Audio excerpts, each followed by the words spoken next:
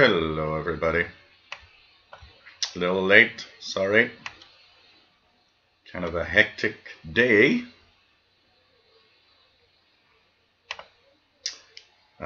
This is okay. This is okay.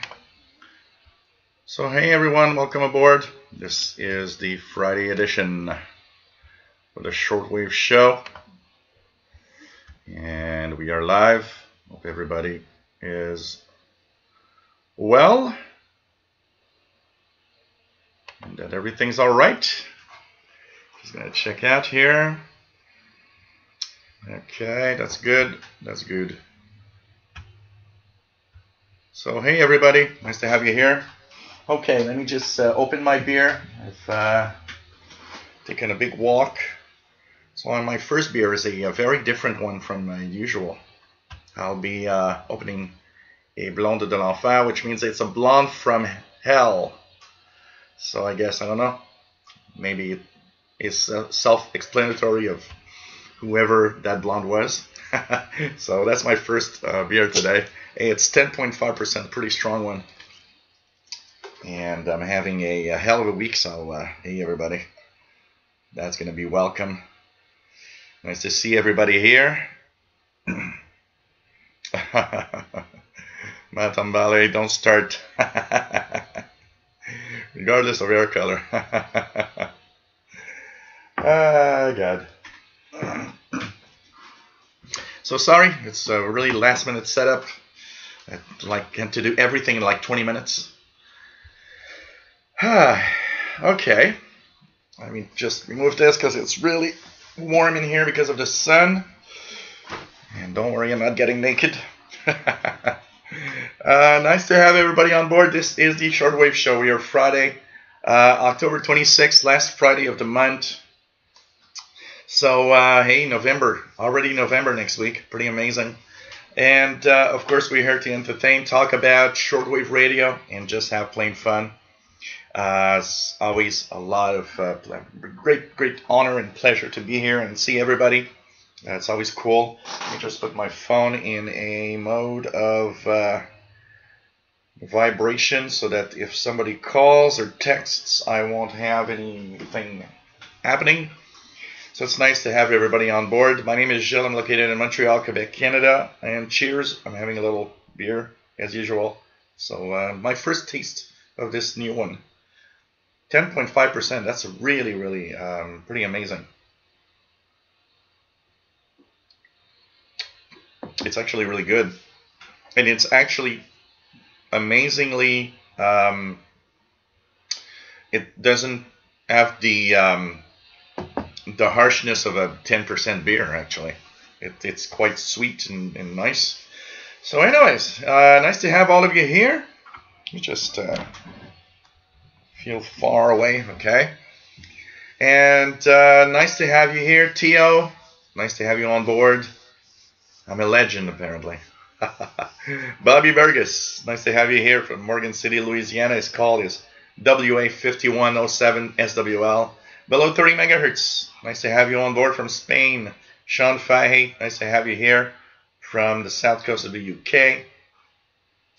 Hey, Matt, MDK2, nice to have you here from Denver, Colorado. Pretty cool. And he's his ham radio call sign KE0SFC. WA0080SWL for his listener call sign. Daxfar74, nice to have you here from Germany. What else do we have? Richard Cook from the UK, nice to have you here. Hey, Max Strong, nice to have you on board. Ralph Bender, nice to have you on board. Rivalda65, hey there. Hey, Eric Cottrell, nice to have you on board from work. Matt Ambali, nice to have you here from Colorado. The Door 73, nice to have you here from Italy. Hidden Rabbit, nice to have you here. Happy Halloween. Nice little Halloween pumpkin there. Dan Walsh, nice to have you on board from New York City. David Arden, nice to have you on board, my friend. Where do we have everybody else? PLF Radio from France, hello there. Raymond Challoner, nice to have you here from West Yorkshire. JD Williamson, nice to have you on board. Bonjour, bienvenue. Et bienvenue, Monsieur PLF Radio. Bonjour du Québec, à toute la France. Now we can stop holding our breath. Shortwave frequency channel, nice to have you here from Sweden. Rock Ristorante, nice to have you on board from Sweden. Risto, SM0SBT. Dexfar's got wine, that's cool.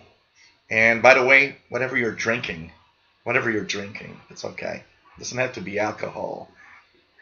It's the same brewery, Eric Cottrell, same brewery as the Blanc de Chambly from Chambly.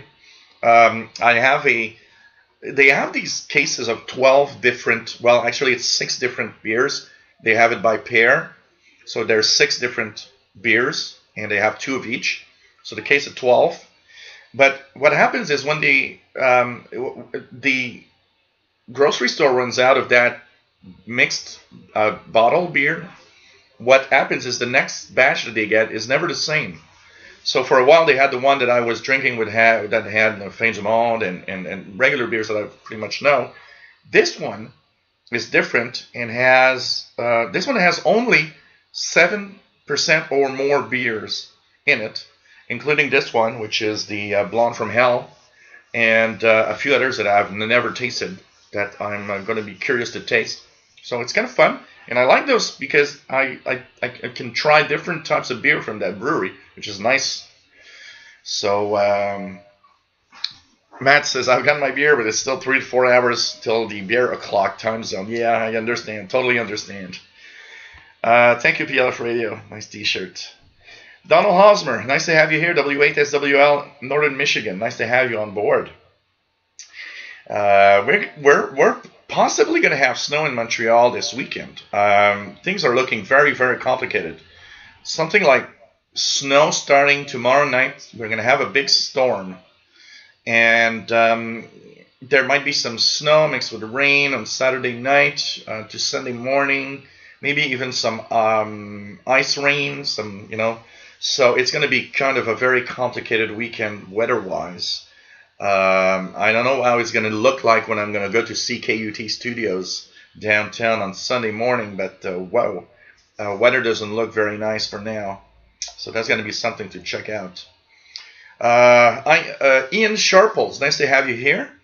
Pretty cool. Where are you from, Ian? Please let us know where you are from. What else do we have? Shortwave frequency channel. We're getting a course on shortwave amateur license on my local radio club. Oh, cool. Cool. Get your amateur license. That's nice. So, hey, it's always nice to see you. Also, Theo. Eden VS. Nice to have you here from Slovakia. Nice to have you on board. One amigo from Barcelona, Spain. Nice to have you here. Sakura DX. Nice to have you on board from Japan. And, yes, I guess you better have coffee at the time that it's over there. JD Mosen, 10% drink slow or have drunk show in 15 minutes. Oh, God, yeah. And the show's not going to be as long as usual today. I've got a evening with some friends of mine. There's tons of things happening in my personal life that are really, really creating a very, very delicate situation. So, a couple of friends of mine invited me tonight for a little evening to kind of change my mind and have my mind taken off of whatever's happening in my life. But, this is, of course, also bringing me somewhere else, which is very nice. I need to do things that just change my mind. I think it's the best I can do.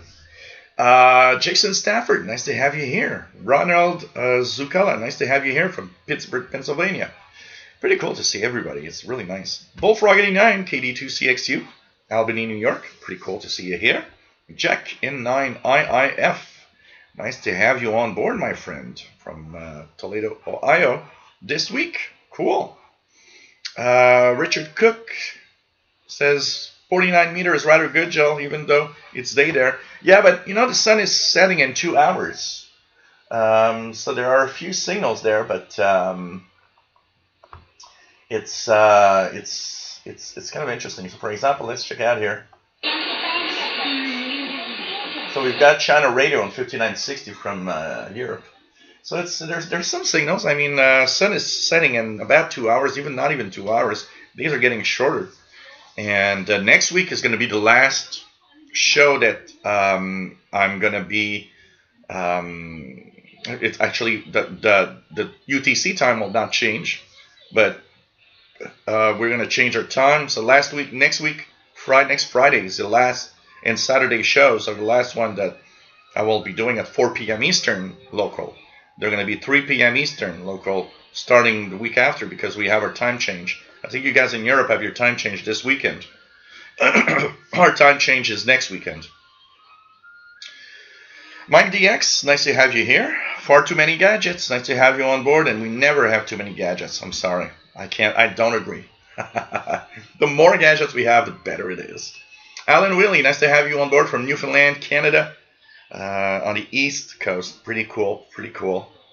Theo says, just docked on 11 meters from Toronto to South America. Wow, that's nice. David Arden, cool. Root beer is good enough. No problem. It doesn't have the word beer in it. Root beer is actually very good. W5KJL, nice to have you on board from Texas. Pretty cool. Yeah, it's all Unibro. And Blanche Chandelier is very good. Absolutely, I like it. I like it. And it's like 4.5% or something, so you don't get drunk too fast. Firefly, nice to have you here. Pretty cool. Matt's got a decent voice of Greece on 9420. Pretty cool.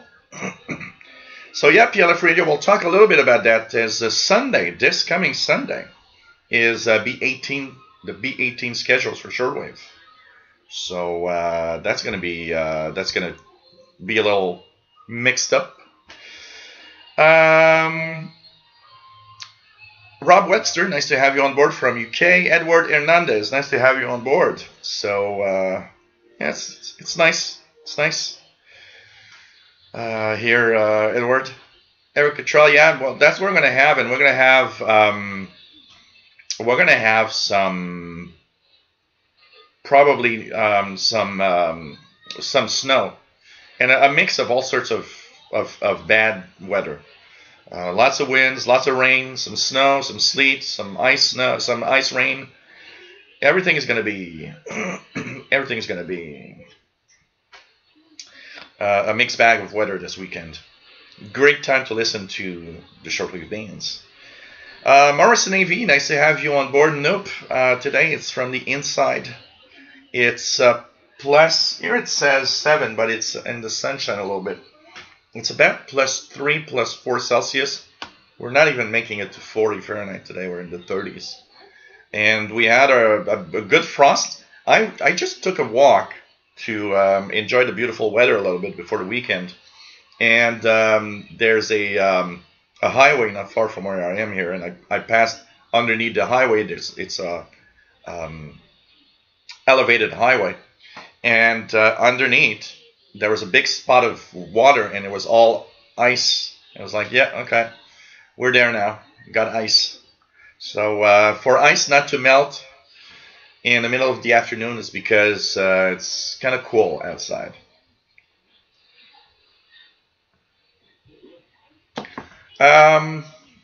What else do we have? So yeah, correct, BST ends Sunday. Yeah, okay. Vancouver Island DXer, nice to have you on board, Brian. VE7AUL, VE7011SWL. iMapper, nice to have you on board from Moscow. Omnix, nice to have you here from Italy. William Moser, nice to have you on board, and happy birthday. That's cool. There's also birch beer. I don't know what's birch beer. I've never heard that term. What's birch beer?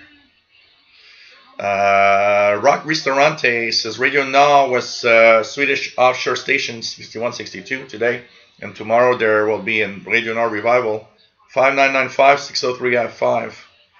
Do you know the time, the UTC times it will be transmitting, Risto? I saw somebody mentioning that on one of the forums while I was preparing the live show. And don't forget, guys, this weekend is the CQ Worldwide Single Sideband Contest. Lots of activity. It starts at 0000 hours UTC Saturday. That means here in North America, it's tonight. Here in the East Coast, it's going to be 8 p.m. tonight. It's all going to start and runs through Sunday, October the 28th, 23:59 UTC. It's a great time to hear and listen stations from all over the world on the amateur band. There'll be a lot of activity, that's for sure. So check that out, the CQ Worldwide Single Sideband Contest, DX contest this weekend. Also, if you want to listen in to Slow Scan Television, there's a few things that that you need to know. Starting at 10 a.m. UTC time, 10 hours UTC time, Saturday, 27th of October, the International Space Station, all the way through Monday, the 29th, will be transmitting slow scan television pictures on 145.800. You need to know when the ISS will be overhead. I plan to try to get some of the passes here and show you guys the pictures that I will be decoding on the VHF channel. So hopefully I'll be receiving a few. The pictures will be the 60th anniversary of ARIS, which is the amateur radio station aboard the station, and aboard different, because the International Space Station hasn't been there for 60 years, but through the shuttle, through many aspects and many missions, they've had amateur radio contacts done with schools. So it's the 60th anniversary of that. They'll be sending a series of pictures in slow scan TV. So just it all starts at 10 a.m. UTC tomorrow, the 27th, and runs through Monday, the 29th, and there will be a lot of decoding of slow scan TV pictures if you wish to try it. Once again, the frequency 145.800. It's FM mode. Even a regular little scanner and handheld scanner is going to be enough for you to listen to these pictures, decode them if you want. You might need to go outside if you don't have an outdoor antenna, but it's rather easy to get the International Space Station in general. So there's a lot of little things happening. Sunday is the B18 shortwave schedules. That means that starting 0000 hours UTC, so that means it starts tomorrow night, North America. The schedules are all changing. Stations are going to move in the northern hemisphere here. We're going to have stations move to their winter frequencies. So that means your favorite frequency might not be there tomorrow night at 0000 UTC. It might already have changed to the new schedules. And of course, they need to do so because they need to change the frequencies so that some stations propagate better. It's time because, like Radio Romania, they've barely been making it many nights. So it's going to be nice to have them in their new frequencies to listen to. And especially with the low solar flux, the low solar activity right now, it's the lower frequencies are really going to be important. Of course, in the southern hemisphere, they're moving into the winter frequencies, which is different. The summer frequencies, sorry. As over there, summertime is going to be there. Firefly says it's a J. So Firefly is called as J8 SBS. And he says the time in the UK, going back 1 hour, end of summertime. There's a more and more of a move about that time change. A lot of people want to have time to stop that time change. And I was telling a friend, we were talking about that. And he was saying, well, why do we change our times? And, I guess changing our times in 2018 isn't that necessarily anymore. And it's always a nuisance. When you go back 1 hour, it's not bad. But the one in the spring where we move ahead 1 hour, it always kind of messes up a little more. Actually, I was reading a couple of years ago, I was reading an article that was saying that there's actually more people that have heart attacks and that actually have or go to the hospital in the time change weekend, which is kind of interesting. It's only 1 hour, but it seems that really changes a lot about our body, just that little 1 hour. So, of course, there's a lot of talk and more talk. I know that in Europe, you guys in the European Union at least, there's a lot of talk about stopping the time change. Here, there's some talk here and there, but I'm not sure we're there yet. But I was telling my friend, I would like that we keep the daylight savings time, not go to the regular Eastern Standard Time, because if we would go and keep our time at the regular Eastern Standard Time, that means that in the summertime the sun would set at 8 p.m. instead of 9 p.m. like it is now. So the day would be a little shorter in the summer. And I kind of like the fact that the sun sets at like 9 p.m. in the summertime. And of course, it also means that in the wintertime, sun would set an hour later, which is not bad. You know, instead of having a nighttime fall at 4 p.m. here in Montreal, we would have it at 5, which would be a little better at least. Most of us would come back from work, still some daylight rather than darkness. And the only problem is in the morning, because here in the morning, in like the last week of December, in the morning the sun rises here in Montreal at like almost like 7:30, 7:45 a.m. If we do stay in the advanced time zone, that means that the sun in the morning will rise only at 8:30, 8:45 a.m. an hour later, and that means everybody's going to go to work, or almost, regular schedule people anyways. We'll go to work and it's going to be dark outside. But I'd rather have it dark in the morning and 1 hour more in the evening. So I would like, if we don't change the time, I would like that time to be advanced time, not be regular time.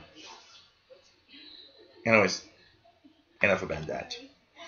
Radio telescope, nice to have you on board. Pretty cool. Pretty cool to have everybody here. What else do we have? Let me just go down here. Quantum Valley, 129 new entries that showed up in the IBI Space database today. Sakura DX says, now in Japan, 5 a.m. Wow, this became a privilege to me as an early riser. I look forward to having this show on Saturday mornings. Oh, that's good. When you're an early riser, that is one thing that I did enjoy, because you're mentioning as we rise early in the morning, it's fun to have something to watch or listen to. One of the things that's kind of interesting is I remember I am more of a nighttime guy. So my usual schedule, my personal schedule, because I work from home and I have the privilege of fixing my own schedule most of the time, my night, I go to bed around 1 a.m. It's pretty much my standard time. That also means I get up in the morning at like between 9 and 10 a.m. But there was a time when I would work at a place where I had to get up at 6 a.m. every morning, and which was awful because I'm a night person, so it's always been a big problem. And the funny thing about it is that it also meant that on Saturday mornings I would actually wake up at like 7:30 a.m. even though I wanted to stay in bed. And I remember one of the fun things about at least that was that at 7 a.m. in the morning, especially in the 90s, early 90s, there was a lot of things to listen to on shortwave that I could listen to. So I could listen to Australia and New Zealand and have all of these stations come through. That was kind of fun. So it is fun when you wake up in the morning early, as you're an early riser. A lot of people are early risers. I mean, just to give you an idea, there's two houses, like on the other side of my backyard, 2 houses to the north. There's an old lady that lives there, and I know she lives alone. I talked to her many times. She's a nice lady, and she actually likes Paul the cat. Paul the cat goes there sometimes, and I say, yeah, it's okay, because she lets him in. And I said, I don't mind. It's okay. I don't mind that my cat goes there. It's okay. And the old lady's alone, so it's like Paul makes nice company for her. So when because Paul always wants to go out around 4 a.m. 5 a.m. is pretty much the time where he puts his paw on my nose and says, "Hey, I want to go out now." So I always open the door. I always get up, open the door at like 4 a.m., 5 a.m., and I go back to bed. But at 5 a.m., I always see her because she has really, really big windows, and I always see her like, in her chair, watching TV, and I'm like, okay.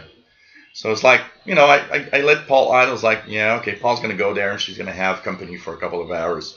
Then Paul comes back, it's like 9 a.m., and he's not even hungry because he's probably eaten something over there. So he's like, he just comes back. It's like, okay, I'm going back home now. Namison ITN, nice to have you on board from Belgium. Pretty cool. W5KJL, Jill, if you have a portable radio laying in bed, would you prefer a wind-up reel antenna hung from a window pane with about 5 feet of wire length, or have a wire wrapped near ceiling, approximately 25? Okay, here's the thing. It all depends on noise, actually. The bedroom, because I often will lie down, and I think a lot of us, if we have portable radios, a lot of us do that, go lie down and, just before going to bed. But one of the things I like is lie down before going to bed and play around with a little radio or my tablet and tune SDR, Kiwi SDRs. And basically, the answer to that question would be depending on the noise. Honestly, I would probably choose a 25 feet wrapped around or near the ceiling, because it all depends on the construction of your home also. Then a 5 feet length on a window pane. But it all depends on the noise. Here I have high noise in the bedroom. So what I do is I will have, I don't know, about maybe 10 feet of wire that I clip with the alligator clip to the telescoping antenna. And that's pretty much the best that I can do. It's near the window. It goes across the window where I have my, like all around the window, pretty much 10 to 15 feet. For me, that has the lowest noise. The more it's within the room or inside the room, the more noise I have. So I have to keep it, I even actually thought of, I tried it once and it didn't work really well. Put a wire in the backyard that would come from outside from that window that I could clip on. But it seems that orientation of a long wire outdoor is very, very noisy. So it makes it very difficult for me to tune around. So, so it all depends on noise, honestly, because I would have the biggest, the longest wire I can have, honestly, because technically it would be the best. So can't find a schedule. Okay, there must be a schedule. Oh, okay. Matt, thank you, Matt. Radio Now Revival, 2627, 0100, 2400, 5995, and 6035. So it's supposed to be on now. Excellent. Okay, let's check that out. Do I have something on 5995? I've got nothing shown on in 6035, which is here. I have absolutely no signal whatsoever there. We've got Radio Romania. Radio Romania signing in on 6170 right now.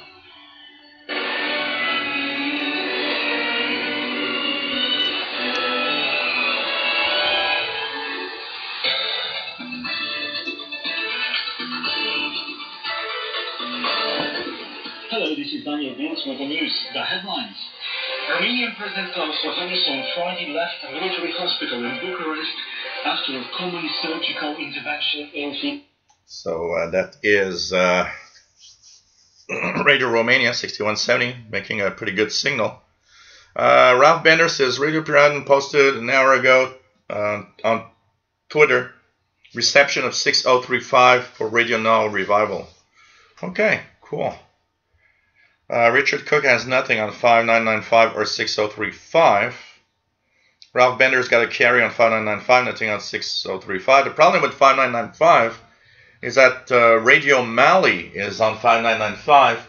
It often is there with only a carrier with pretty much no audio. Rock Restaurante's got nothing either. Kind of weird.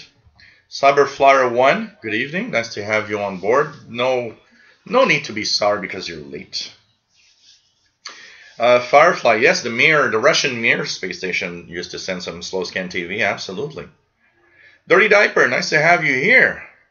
Make CB radio great again.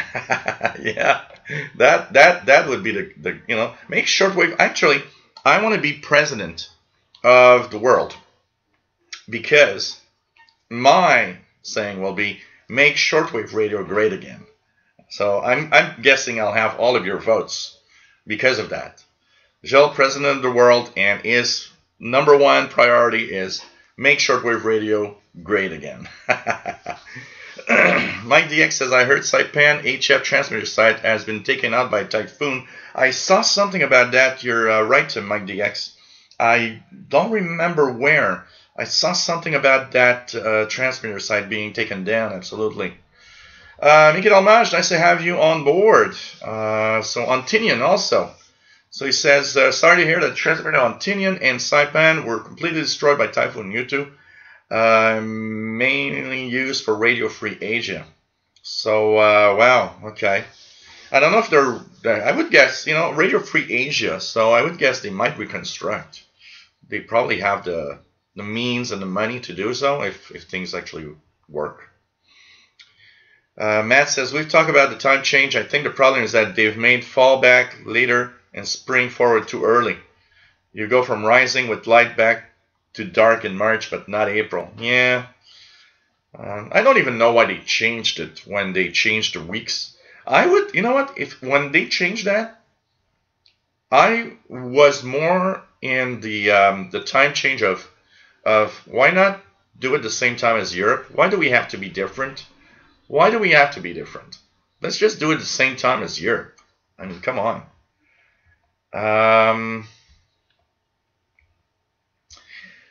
What else do we have? JD Williamson says, I would like to stick with summertime. However, it's still all talk, and yeah, there's more talk than anything else. I don't think we're going to be there in the next years. I mean, we just had a time change period. That's not going to change.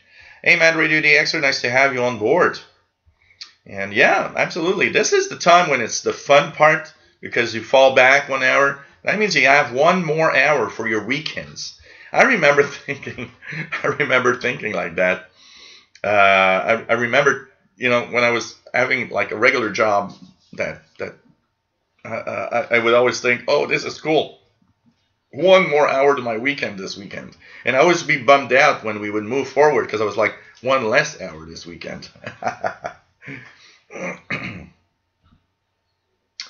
PLF Radio as, okay, let me just go back down here because I just jumped real far and tried to go down a little more. Okay, here we go. Ralph Bender says, I hear Sunet Radio Europe 6070 in Santa Curacao. You can win a Texan radio. Wow. Transmission is now. Okay. PLF Radio has a week signal 3985. So that is, I believe, KBS.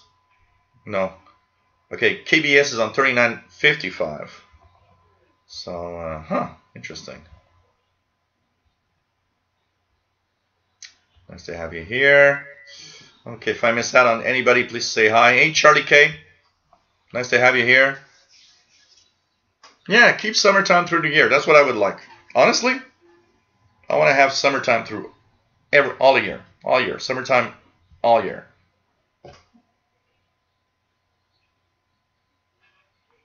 What else do we have? Secura DX. For me to be here with you all means much to me. My place locates so-called far away. You know, it is a place where also a lot of people, I mean, let's face it, we are, I don't know how many times I mentioned it, but I mean, you know, our hobby is a solitary hobby, so of course it's for a lot of people, and that's what I've learned over the years that I've been doing a live show. A lot of people come here because, for the most part, you know, there are some people will be lonely. Some people live alone and have radios, and this is kind of cool because it's like everybody comes here. I mean, we all are great and nice people that just don't pretend to be what we're not. And I think it's a place where people feel comfortable, and that's what I try to do also. I want to make everybody feel comfortable being here and having fun and talking about radio and be part of a gang. I mean, it doesn't happen often that you can say that you're part of a gang of radio. Radio hobbyist, nice to have you here. Brian Penny, nice to have you on board from Cape Cod, Massachusetts. He's W2BJP. Scott Collier, nice to have you here from Springfield, Missouri. Pretty cool. Yes, Paul is very popular with the neighbors, Madrid GXer. The other ass, so there's the lady there that always has Paul over, and the other ass over there, they have 2 children, and Paul goes there, and they always, I see the parents take their children, they're like really young, like, you know, 2 or 3 years old, and bring them next to Paul and have their children pet Paul, which, of course, Paul is such a, you know, nice cat that he's just like, yeah, fine. Somebody's petting me. I'm having fun, and it's always staying there. And they're just looking. And the other day was fun because, was funny because, you know, when I meet them on the street, I always say hello. And the other day, the mom was there with her 2 kids, and they were petting Paul, and she looked up in the backyard, and she saw I was on my balcony, and she made me, you know, like a big smile, like saying, well, I know it's your cat, but my children are having fun petting your cat. He's just so nice. So, you know. Richard Cook says Romania strong on 6170 in English. Ernesto Marquez, nice to have you here. AJ4BP from Newton.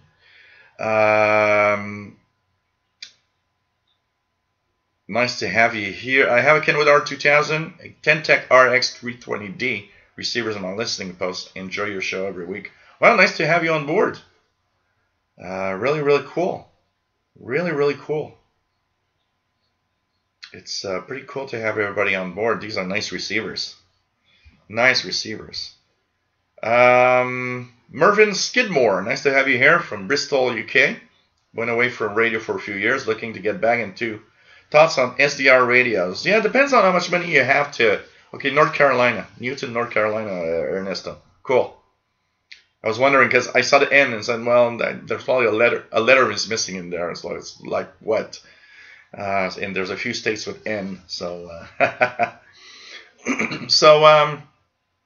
you know what? It depends on the money you've got. I know that a lot of people are enjoying the SDR Play Pro. So maybe that could be a nice one.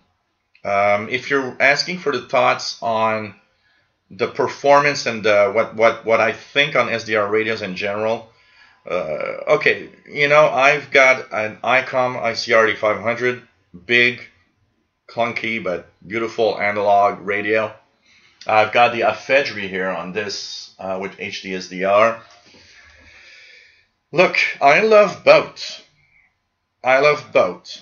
For a quick tune and for tuning around, it's fun to tune around with a good old analog radio. It's always fun. SDR, it's a different game because a good SDR will bring you the same signals, but it has the advantage that you can see a big chunk of the spectrum.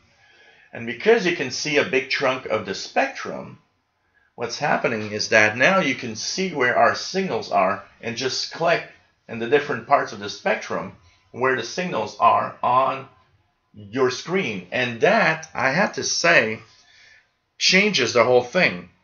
Like I always say, I would have missed so many signals on shortwave if I could not see them visually appear on the display and say, hey, something just appeared on that frequency. What is it? On an analog radio, I would have missed that. Now, the part of the SDR that might be a little less of fun is if you're not tech savvy. Although it's not super complicated to have a SDR working, it does require you to have a minimum understanding of computers, on how it works and how to plug everything. I have to set it up so that it works fine, play around with settings. There's also the negative side of there could be some interference induced within your software-defined radio because of the computer. So, you know, it's a great world, and good SDRs, and if you don't have a lot of noise, is great. But you have to know a little more technically your way around, you know, the computer for it to work. So I don't think it's for everybody, but I do. But when you look at people talking about SDRs versus, you know, regular radios, it's pretty much split in half. So a lot of people say, well, now that I'm on an SDR, I never want to go back to anything else. And I totally understand. I mean, if I listen to shortwave, honestly, okay, a week, this week, for example, I'll give you an example of the last 7 days. So when I work, I do YouTube videos and do stuff. I work from here. This is my office. What happens is I tend to want to listen to shortwave from time to time while doing things. Now, the quick way to listen to it, of course, I'll tune in my ICOM receiver here because it's quick. Press the power button, tune around, listen to whatever you want to listen. That's cool. I do more intensive listening, say in an evening, for example. I decide, hey, tonight I want to listen to shortwave. I'll actually fire up this for a very simple reason. Because of the waterfall, I want to make sure that I could see where every signal is, that I'm not going to miss out on anything. I have found so many more signals using an SDR than I did with an analog radio. So, you know, there's positive and negative on everything. Honestly, I'm happy to have both, okay? And it's remarkably easy to just turn on a portable radio or a desktop radio like the ICOM here and just listen in when you want to listen.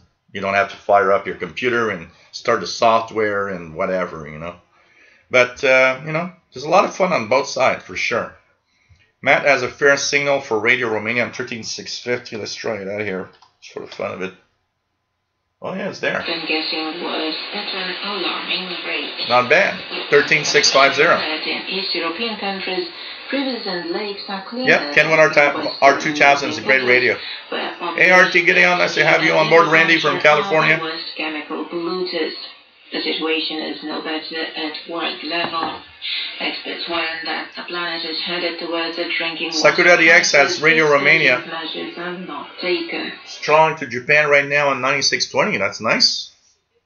Nice. Nice. PLF Radio says 3985 is stronger. Pretty cool. What else do we have? Let me just go down.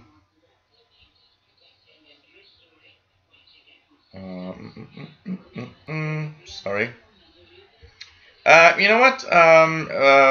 For cheap ones, honestly, if you want to buy just a cheap one to test, it depends if you want to listen to shortwave. If you want to listen to shortwave, my recommendation, and I'll show you guys here. I've got one right now. My recommendation is to get an RTL SDR like this little thing.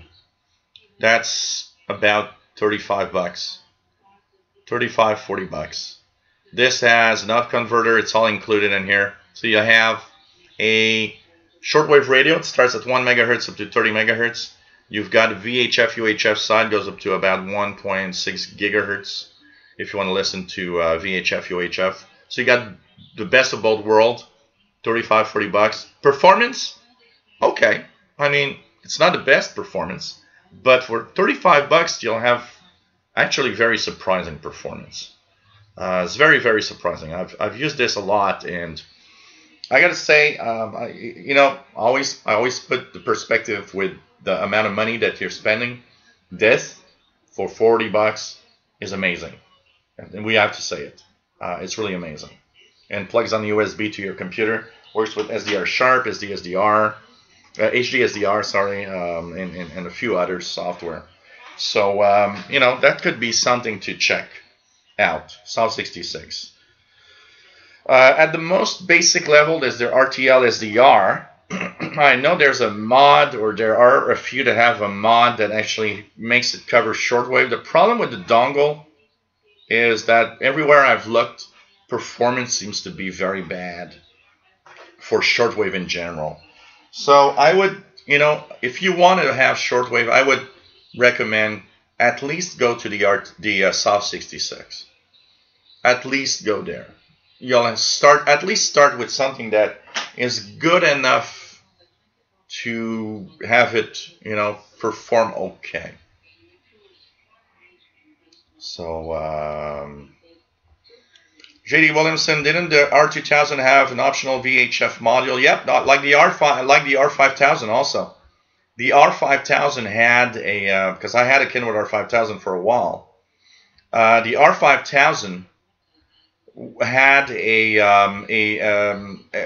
VHF module, which was, overly priced for what it is. Walkabout 39, nice to have you here. Pretty cool. What else do we have? Yeah, Firefly, I totally agree. If something would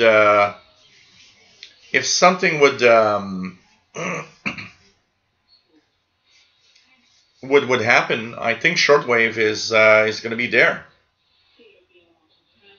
Radio Obvious. Haven't done that, Radio Obvious, and last time I've smoked I smoked pot was in college. No, actually, I'm lying. Last time, 15 years ago, at a Guns N' Roses concert, and I got in real big trouble because of it. But that's a different story, and don't ask me to tell this story. I will not. Or I will if you guys want to hear it. It's just, it's life. Don Stefano, nice to have you on board from Frankfurt, Germany. Now I can see, I'm far from the chat. I can see everybody saying, we want to hear the story of you getting in trouble because of, at a Guns N' Roses concert. K6YYL, nice to have you on board, Kimberly, from California. Max S. Trunks, I saw lots of Drake R8s on eBay for in the $300 range. That would be a range I would pay. $300 for a Drake R8, I would do it. I would pay that. 2 to 3, yeah, absolutely, absolutely. Normand Gaudreau, bienvenue, bonjour. K1NDG, nice to have you on board.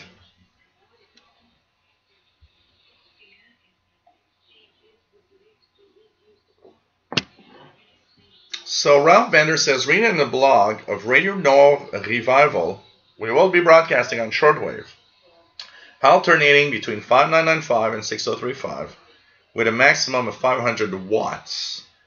Okay, don't put a K in front of it. That's not kilowatts, that's watts. So that's very weak, actually. Max S. Strong, nice Kenwood R2000 on eBay right now for $275. Well, that's not too bad. That's not too bad. J.D. Williamson, all the shortwave stations should watch this show for all the signal reports. Yes, absolutely. They should send me QSLs. They should have QSLs in the chat room. Oh, man.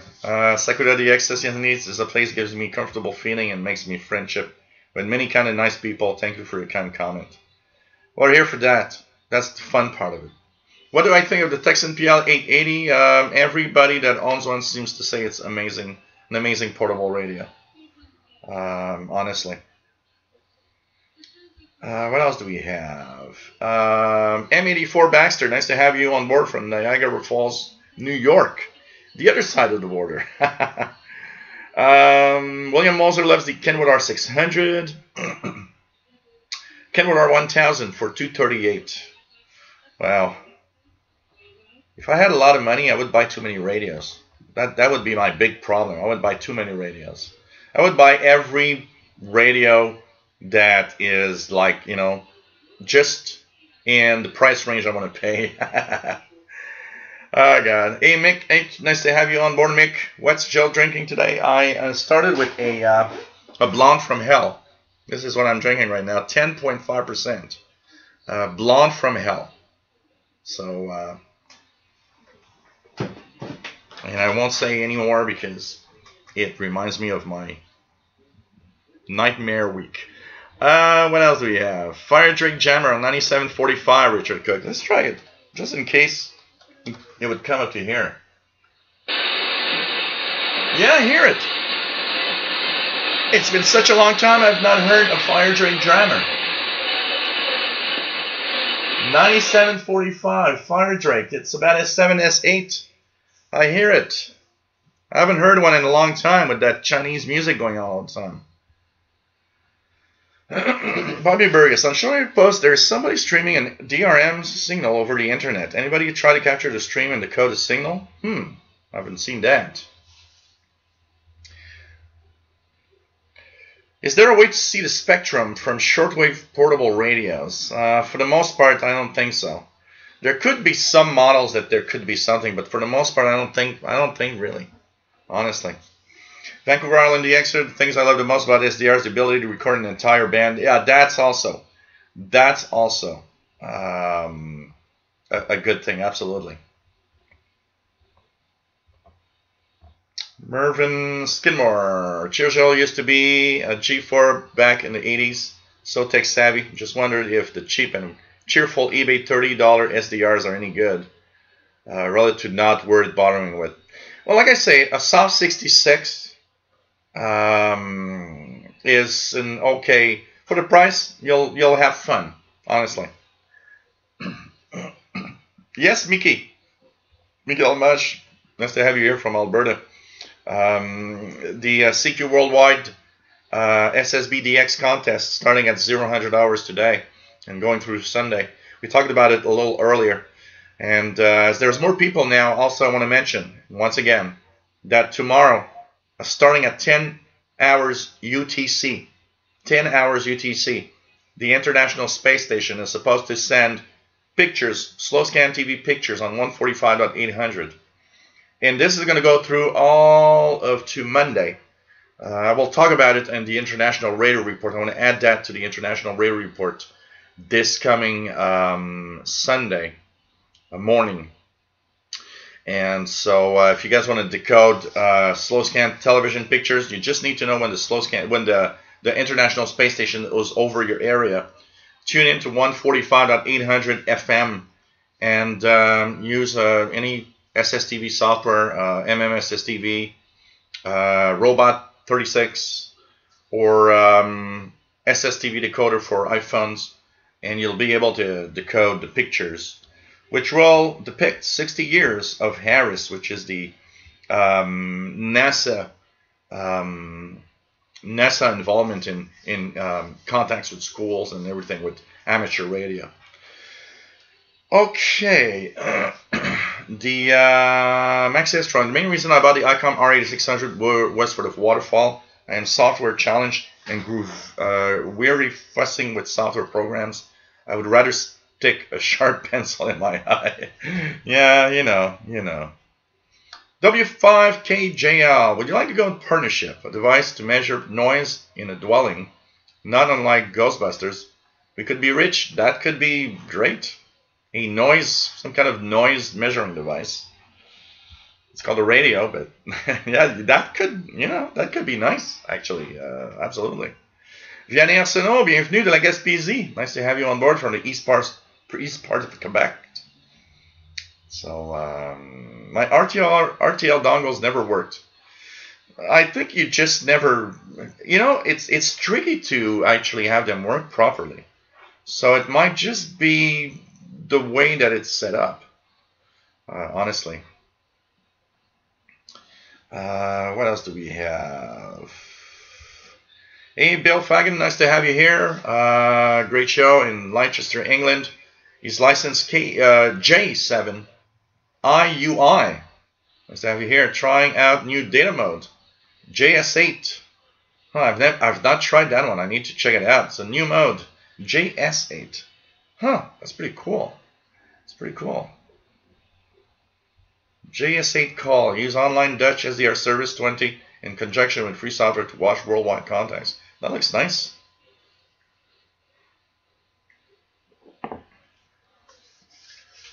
Yeah, that's the thing, Max Strong, is you need to have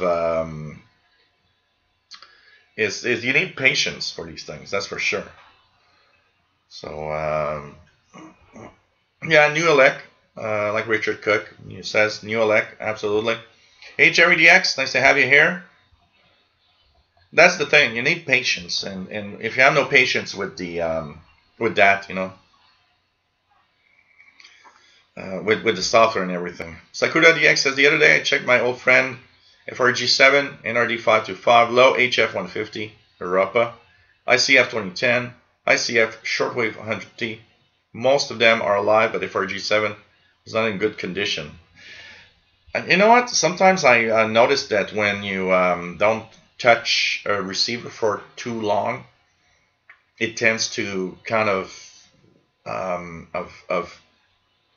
I don't know, wear out or something. It's like the contacts are getting dirty, and because it's not being used. I found out that a lot of receivers, actually, it's better to use them all the time than to just let them there. One of them that I'm surprised that it's actually working weird.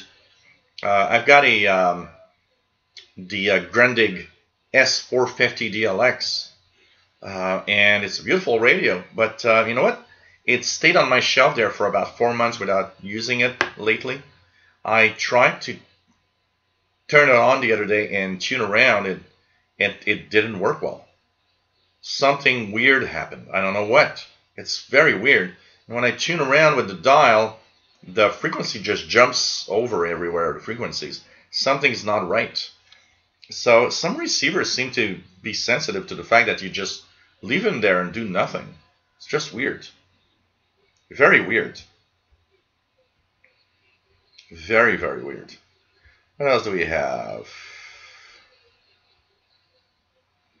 ISS speed may be up on some of the web SDRs. Yeah, possibly, possibly. Hey, Olivia, nice to have you here. Brawl from Hell reminds me of my misspent youth. David at Barcelona, nice to have you on board from Spain. Oh, God. Lately, it's pretty much my life also. Dennis Hosick, nice to have you on board. Keith Logan, nice to have you on board. Going well. It's always a pleasure to have everybody here. It's nice to see everybody, man. Really, really nice. Hey, Matt. No problem. No problem at all. Dan Walsh, Shell, any chance? Yeah, you know what? I need to. I was starting to forget about the pirate flag. I know you guys love it, and I actually like having the pirate flag. I'll have to find a way to put the pirate flag back in the display. Absolutely.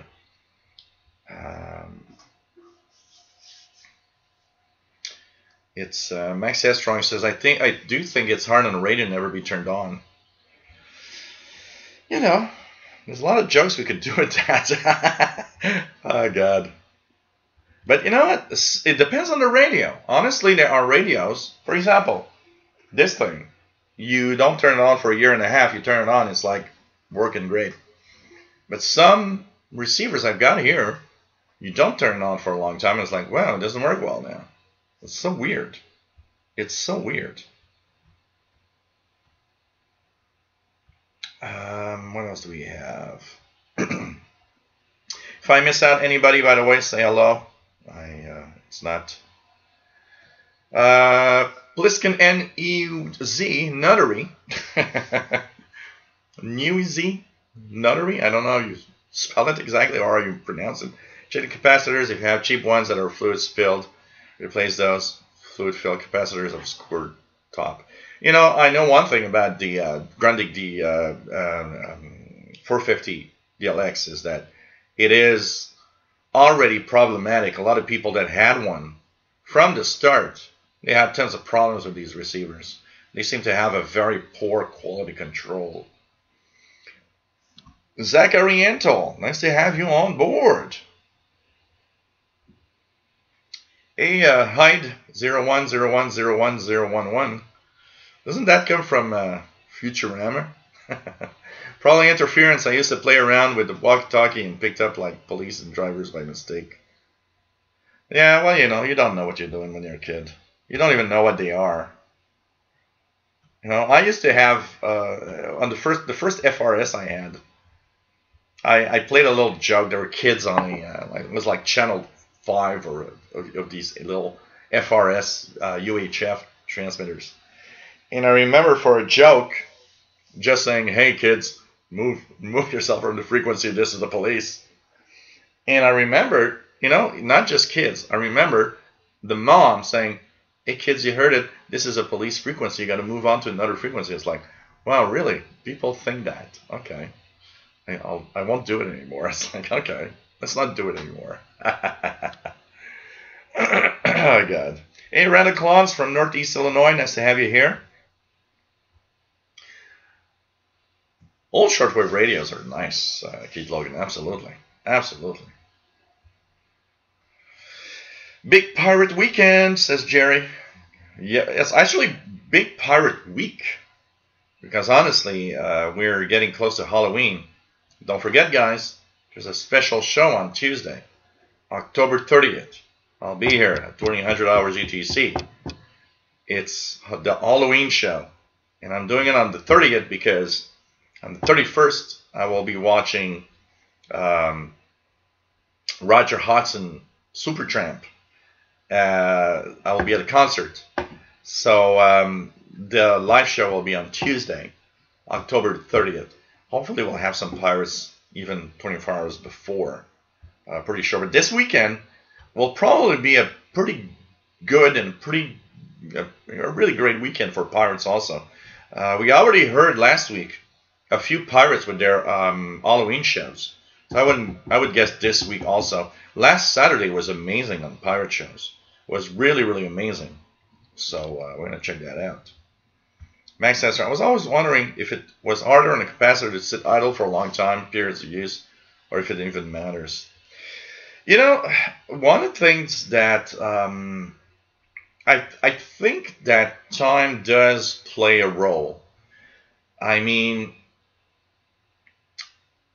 if we look at the fact that in general, a lot of things degrade over a period of time, I think capacitors probably do less of their jobs over time, even if unused. Now, is that enough? Because, I mean, there will be a change. I'm pretty sure if you like, for example, let's take a capacitor, measure its capacitance, and say that on your meter it measures at 604 microfarads. Leave it there in a desk drawer, whatever, and check it again in 10 years. I'm pretty sure that number will have changed because there will have been some chemical reactions due to the air, to humidity, to a lot of stuff, even internally with the capacitor itself. Is that enough to change if a receiver or if an electronic device still works? It's possible. You know, I just look here. I have these old computers. You know, I've got an Atari ST right here. I've got a Commodore there. I've got an Amiga there. They are 30-plus-year-old computers that have done nothing to, except the Atari here. I changed the capacitors and the power supply, but it's not fair because that one was in under 2 feet of water when I picked it up, so that could have changed things. But these computers boot up like nothing has changed and everything was great. It's like 30 years later, you just turn it on, it just works. But there is certainly a change in, some of the capacitors must have a different value. Some resistors might have a different value. But every device is made to work within a certain tolerance.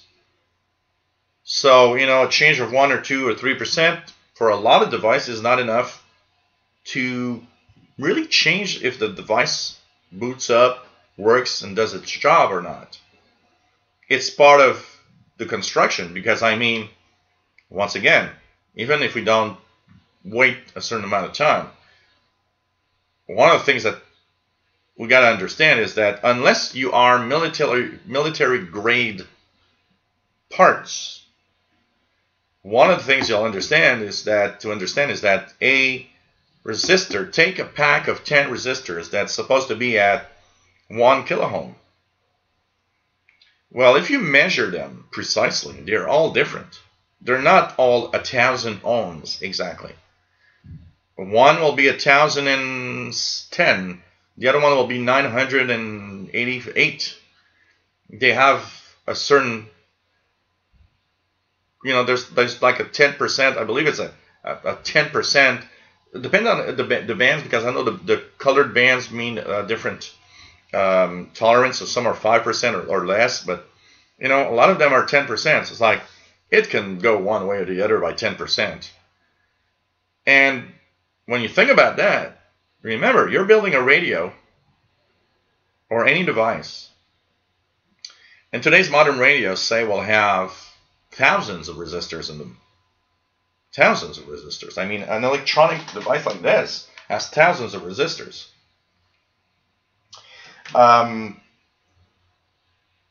They all have that 5 or 10% tolerance change. The radio still works because the overall circuit is not influenced enough to not work.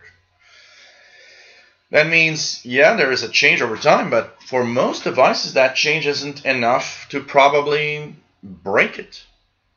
But for some devices, some that might require a more precise way of working, it might make a difference for sure. So, it depends. But for sure, over years, my banner is Futurama. Maybe that means I watched too much Futurama. Hey, Richard says that Cuban lady on 11635. Well, yeah. Pretty good too. 11635 HM01, the Cuban lady.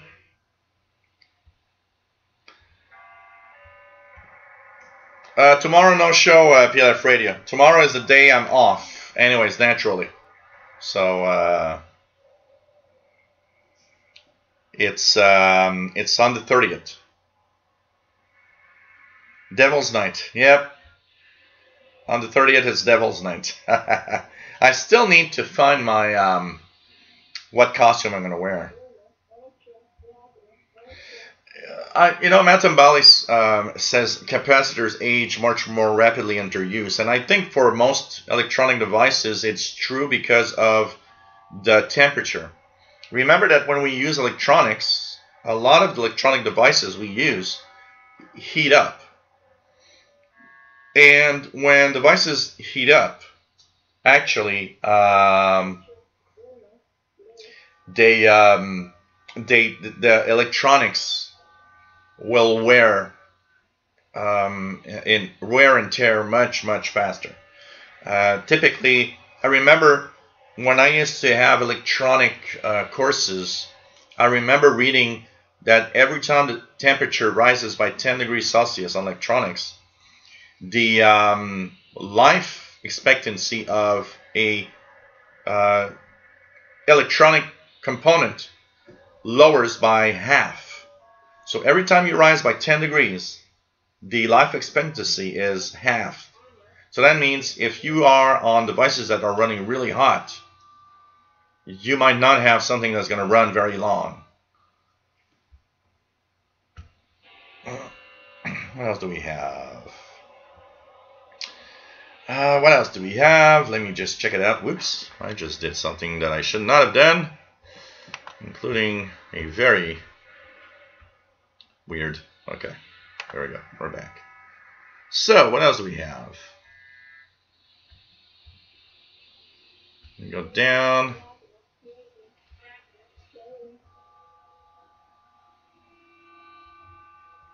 And just go back down. I'm a little too far back right now, so okay, now I'm back to the normal. Okay, what else? Now,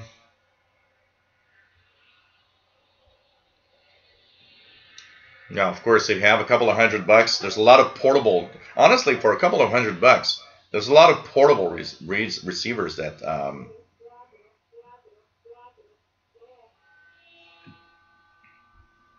there's a lot of very nice old used receivers.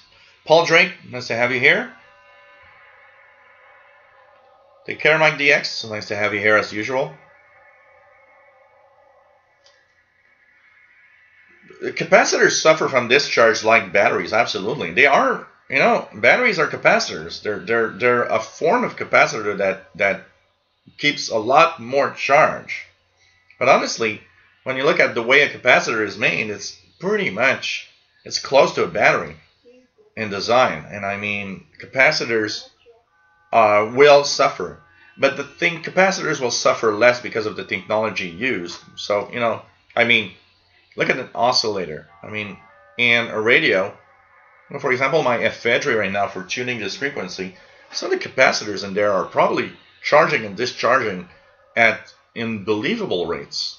Like, you know, I'll be listening for 6 hours and you might have a capacitor that has discharged 10,000 times or 100,000 times because they're part of a circuit where there's an oscillation going on due to the fact that the capacitor discharges all the time. So, you know, they are usually, some of them are made to last much longer, for sure. But they do wear out over time. A little bit like a battery does. A little bit like a battery does, honestly. But, you know, that's strong. I've always obsessed over the unit-to-unit variability in electronics.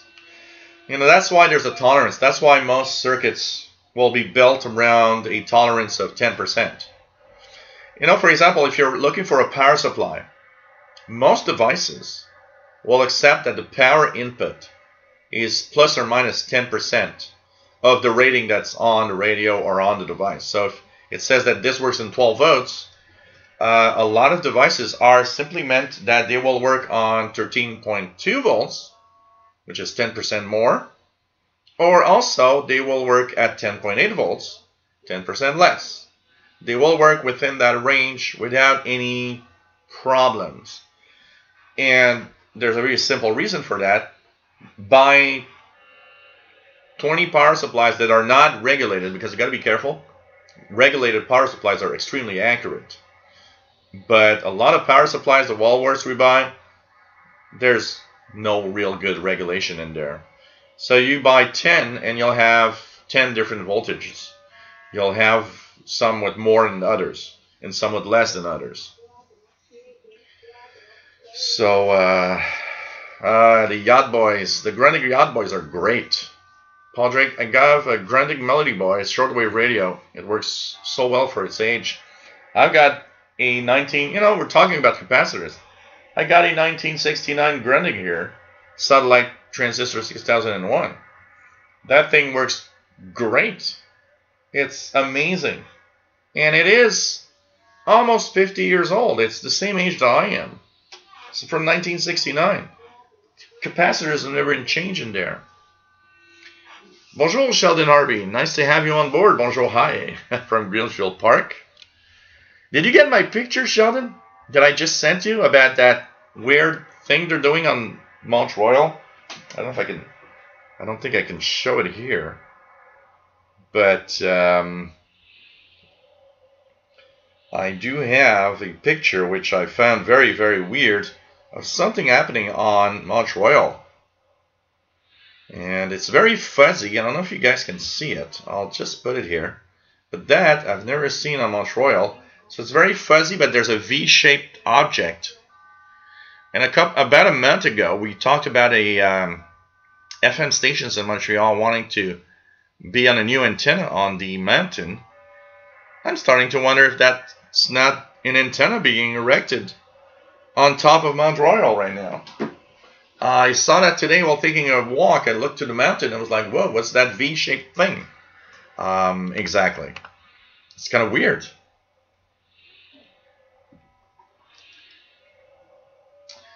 Zankantel says, random fact, Bluetooth is named after the King Harold Bluetooth Gordon from Norway. Gormson from Norway because of how many blueberries he ate and his significant tribe and symbol are initial Nordic runes. Oh, really? I didn't even know that. Octavian Liescu, nice to have you here. And pretty cool to have you on board. Yeah, contacts, Octavian, contacts are the worst when not used. Every old receiver or every receiver that has a lot of contacts, it's better to use them all the time. You actually kind of clean the contacts because you're using it, because it's always switching. But if you let them like that, if you don't use them and don't touch them at all, the contacts do become kind of corroded with time, and then it doesn't work well. Absolutely. Paul Drake's got a Texan 680 also, which is a great radio. It is, absolutely. Absolutely. It's a great rate radio. Absolutely. Olivia from Southern Quebec, waiting for Texan PL 600. That's cool. That's cool. You're going to have a lot of fun with that, honestly. Have fun with that. Absolutely. Got to wait a few minutes and you promote Madame Bali. Texan Stefano says the Texan S2000 is looking very cool. It is. It has a great look. Absolutely. Absolutely. AMC, nice to have you here. And he suffers from RAS, Radio Acquisition Syndrome. I got that disease too. Matt says behavior night on WBCQ 7490, week fair on the SPL 600. Let's try it out here. Usually doesn't propagate much here. Yep, ain't hearing anything there. I got a lot of noise on the 40 meter band. Real loud noise here. Something on 7360, which I'm not sure what it is. What else do we have? JD Williamson, can somebody bring that Cuban lady some Bacardi? We might get a little more swinging voice over her. I need to share my beer, yeah.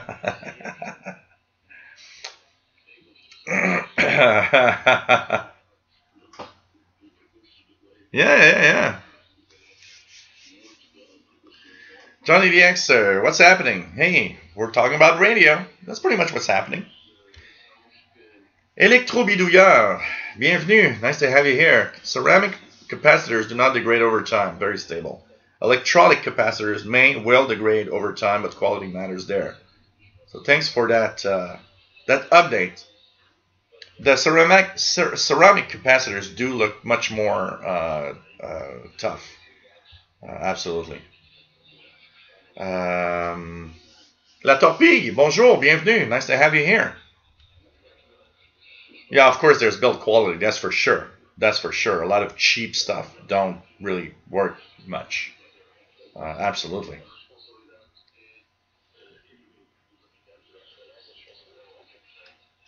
So, okay.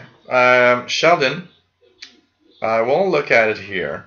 So, the main antenna from my side, because I'm on the, I was north, so looking north towards the mountain.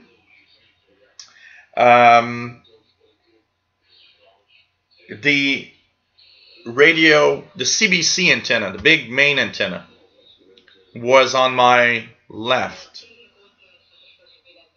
And that is pretty much in the middle, stuck in the middle.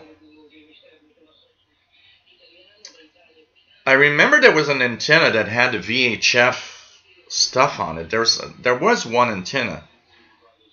It's just I'm wondering why this is V-shaped.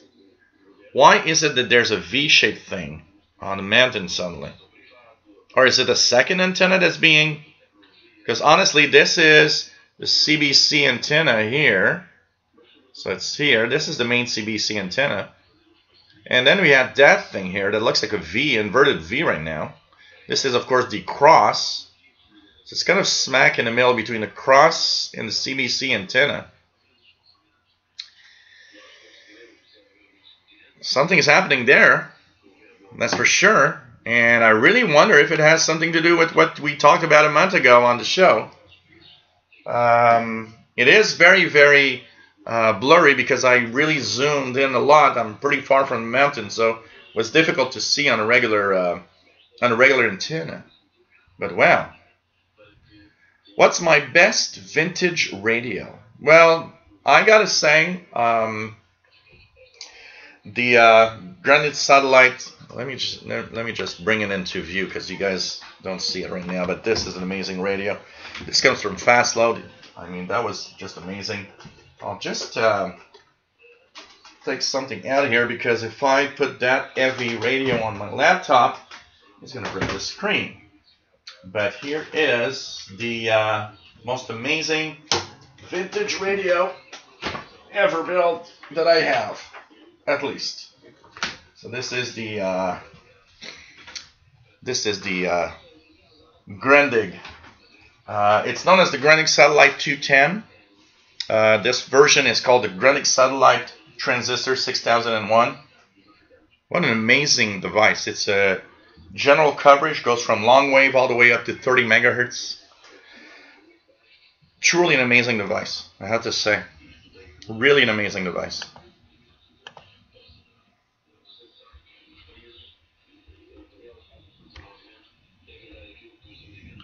No new shortwave stations on Mount Royal, for sure. Take care, Sean Fahey. It was nice to have you on board. And Blair, nice to have you here. KC5AJS from Memphis, Tennessee. Richard Cook's got Iran's interval signal on 9810. You hear anything there? Nothing there right now, for me at least.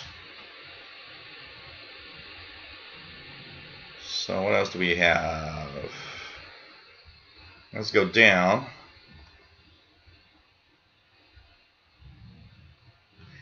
You know, that's what I was wondering, if it's a tower erecting, like they're erecting another tower next to it maybe. Because it looks the same. It looks like something erecting next to it. Could be a crane that's putting a tower up. That's possible. I did think about that also. Hey, Oxford Shortwave Log, nice to have you here. So, you know, it's kind of interesting. Have you ever wanted to get a free-to-air satellite or free-to-air receiver? I've not checked that much. Yeah, absolutely, Sheldon. It's kind of weird. Now, I'm really far here, so it's kind of difficult to make out. But while I was having that walk, I looked and I saw what's... I mean, I'm used to seeing what's on the mountain. So when I saw that inverted V shape, I thought, whoa, what's that? I've never seen that before. So, I don't know. I might be closer to the mountain tomorrow. I might try to snap a better picture if I actually am closer to the mountain. I might be on the Plateau Mont Royal, so I'll be much closer than where I was now.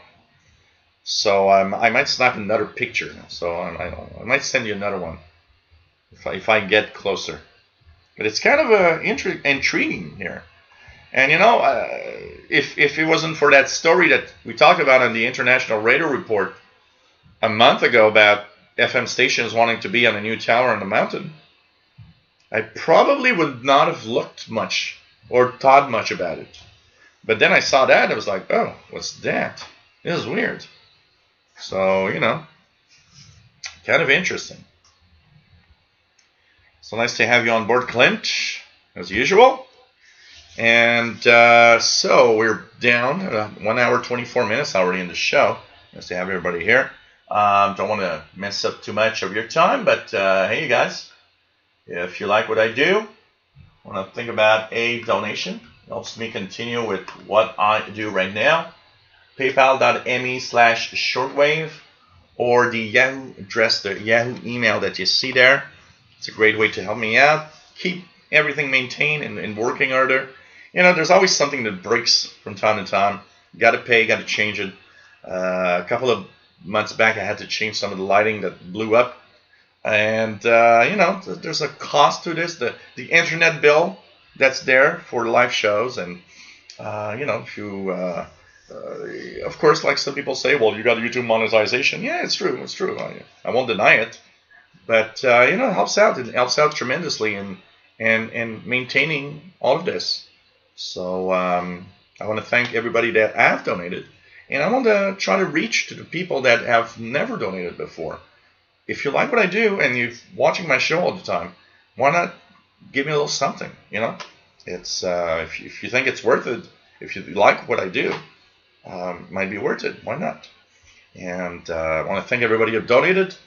So paypal.me/shortwave, the Yahoo email, or patreon.com/radio and computers, where you can set up a donation for a certain amount every month. It is automatic. So 2 ways of sending a little something. I want to thank everybody that has donated. Much appreciated. Okay, now let's continue. Pretty cool. We've been above 120 watching, pretty much stable since almost the beginning of the show. It's pretty nice. It's pretty nice. Okay, Rob Webster got a hack RF on its way. Looking forward and what it can do. That's going to be interesting. That's going to be interesting. W5KJL says, acquired a Panasonic RF2200. Amazing on AM. Looking for that Goldilocks shortwave portable. Any thoughts on Skywave's SSB or PL880? Those are tops on my list. Both of these that I've seen comments about seem to perform well. They're pretty much in the same price range.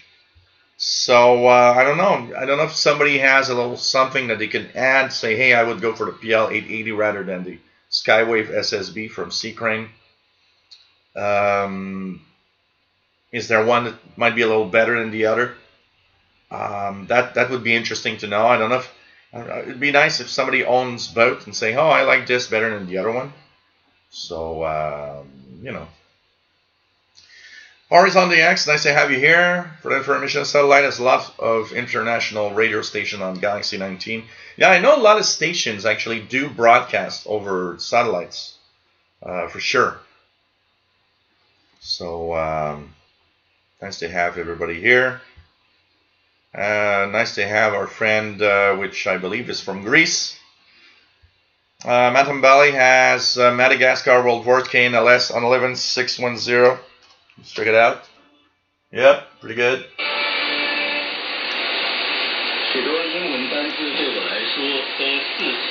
That's KNLS.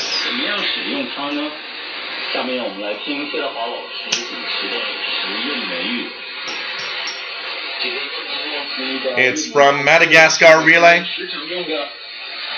in Mandarin.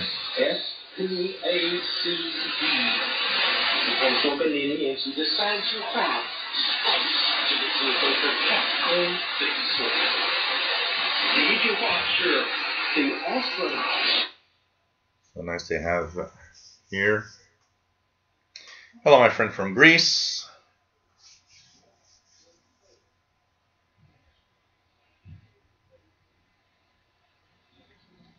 My donation is like bringing a dish to pass at a potluck supper for Jill's host. That Jill hosts.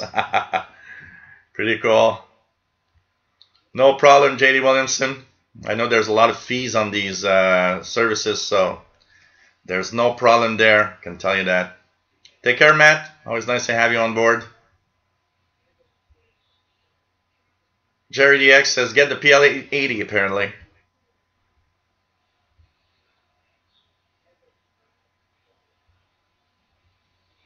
Pretty cool. pretty cool to have everybody here. So you're watching the Shortwave Radio Show. We are live every Fridays at 2000 hours UTC. Special, there will be a special Halloween show Tuesday, October 30th.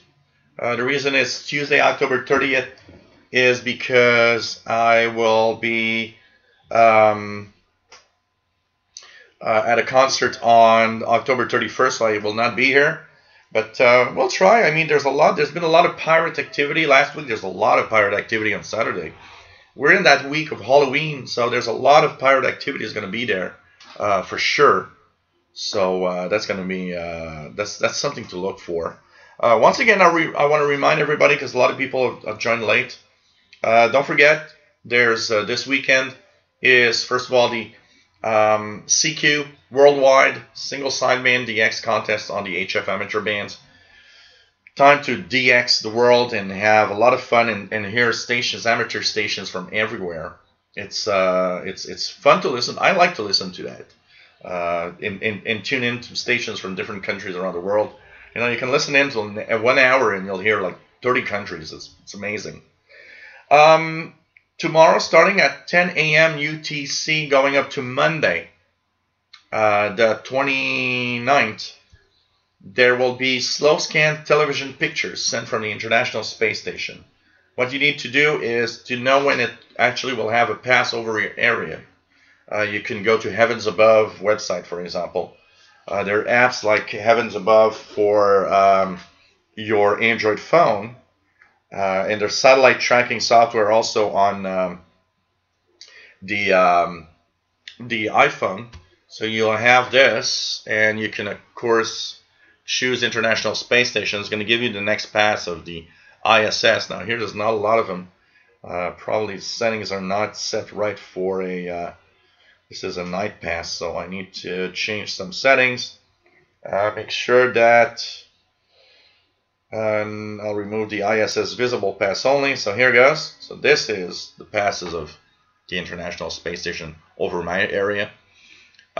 So you can track it out on evansabove.com, I believe, where you can just set your location. All you need, portable scanner, any type of portable scanner. It's FM mode, 145.800. You might think you need some really huge and expensive equipment to hear that. Not really. Honestly, the signal from the International Space Station on 145.800 is rather strong. So as long as it's overhead and it has a pretty good pass very high up, even a portable scanner, rubber duck antenna, 145.800, you'll hear it. You'll hear that signal, and you can decode the image. The images will be on the 60th anniversary of the ARIS experiments, which is the amateur station making contacts with schools and so on. So from NASA, so it's going to be nice to check that out. I'll be posting some videos of my decoding of these SSTV pictures on the VHF UHF channel, because it's 2 meters VHF, so I won't put them here on the shortwave channel. And don't forget that on Sunday, B18, the new schedule season is starting. The new schedule season will, of course, mean that for a few weeks we'll be a little lost on what station is where exactly. One place, by the way, that I want to talk about that you can go to, hfcc.org. hfcc.org is a place where you can go to. The HFCC website will have as a zip file. That is all the registered stations with their times and frequencies for the new coming schedule season. Pretty much what's the most accurate list right now of what's happening in the next schedule season. And of course, as different websites that we use will slowly, just have their schedules updated from time to time. So it might take a few weeks before your favorite shortwave website, will update its schedules. Tanis, nice to have you here from Greece. Tory Boy, nice to have you on board. Pretty cool.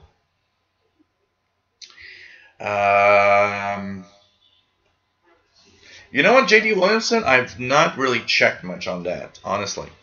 I've got an Amiga 500 here. that is actually still in good working order. I'm about to set it up here on the left side of the screen. I'll be having hooked it up here. And I know there are some radio software available, some amateur radio software for the Amiga. But I never really checked much into it, so I'm not sure, actually. So, Sheldon Narby says, CNN played police communications recordings from the capture of the mail bomb suspect. Oh, interesting. So they got the guy, finally. Kind of scary when you think about it. Rich Hill, nice to have you here from Syracuse, New York. And says, you always have an interesting show, 73. Thank you, Rich. And, you know, it's always nice to be here. And it's, you know, I try to have the best, the most interesting information available. And, you know, what helps a lot also is having everybody around that shares information.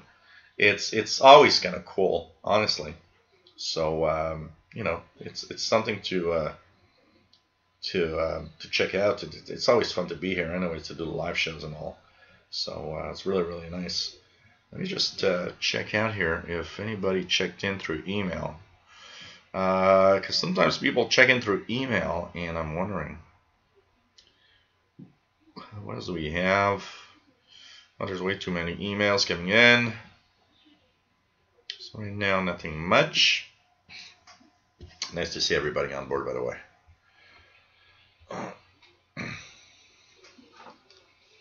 Sean says people can listen to the fire emergency services and more from counties all over the U.S. on broadcastify.com.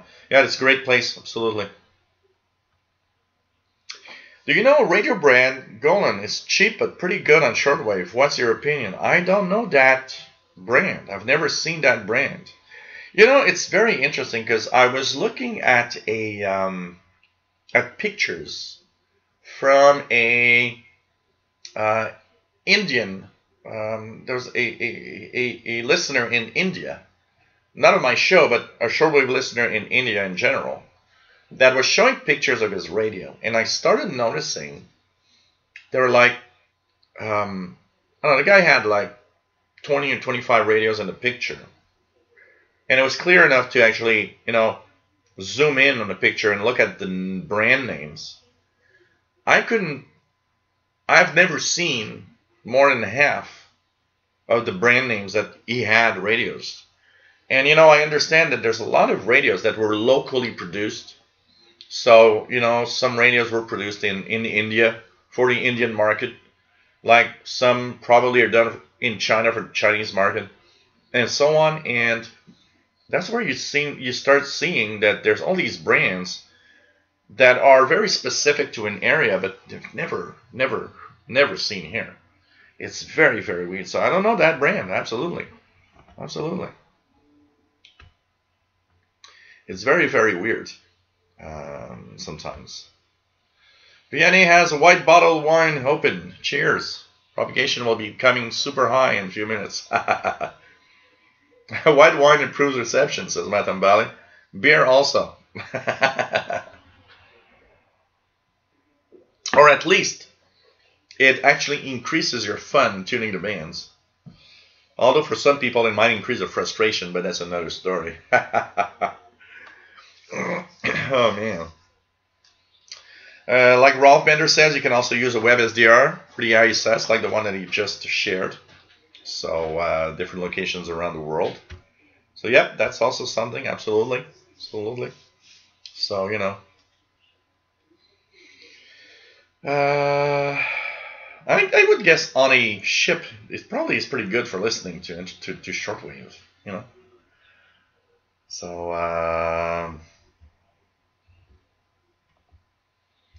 yeah, it's very important. Like Jerry says, that's very, very, very important.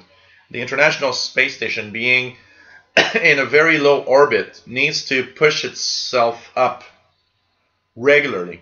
So what happens is that when it does that, the times that it'll pass over your area is going to change. And that happens very often. When you use an app for satellite tracking. It gets its information of satellite tracking over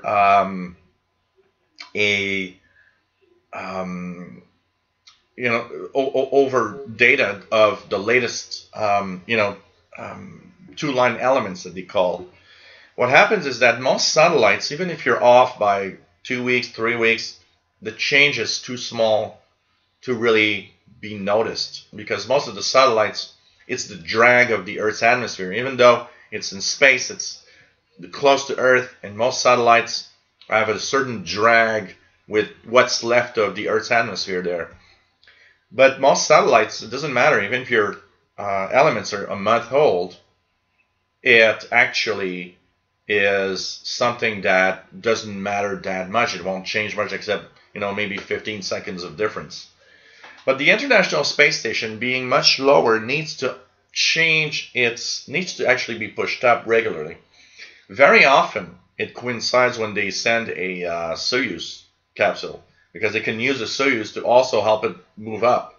But they often will need to push it up because it's lower than regular Earth-based satellites. So it has a lot more drag. The fact that it's really bigger, it adds to the drag. That means the International Space Station drops faster. So they need to push it up. That also changes the time that it's going to be over your area. So for the International Space Station, you need to have the latest two-line elements. So make sure that your software, if you use software for tracking, make sure that it's updated to the latest elements. It's very important. Very important. Okay, what else do we have? MBlair 1.875. Well, it's probably too early for anything here, but I don't have anything except a buzzing sound on 1875 right now. This is really a buzzing sound right now. Bullfrog 89, there's an app as well. Scanner Radio has an orange logo. It feeds from Broadcastify. Yes, absolutely. I got it here. I believe. Scanner Radio. I think I've got it here. Scanner Radio. Pretty much, I'm sure I've got that here. If I don't, let's check it out here. Scanner Radio. Scanner Radio. Here we go. Yeah, it's this one. It's purchased. I purchased the full one. It's Scanner Radio. I've got Scanner Radio Pro. There's a free version that has less feeds, but I know it's for iPhone and for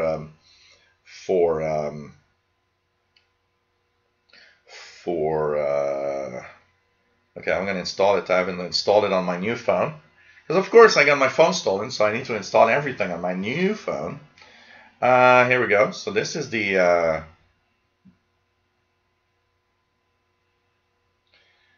so you've got this, and now it has the top scanner feeds on the left. So Scanner Radio. There's a free version and there's a paid version. Nice little app to have on your phone for whatever is happening. You've got feeds from everywhere on to listen to. Okay, what else do we have? So what's that Grundig behind me?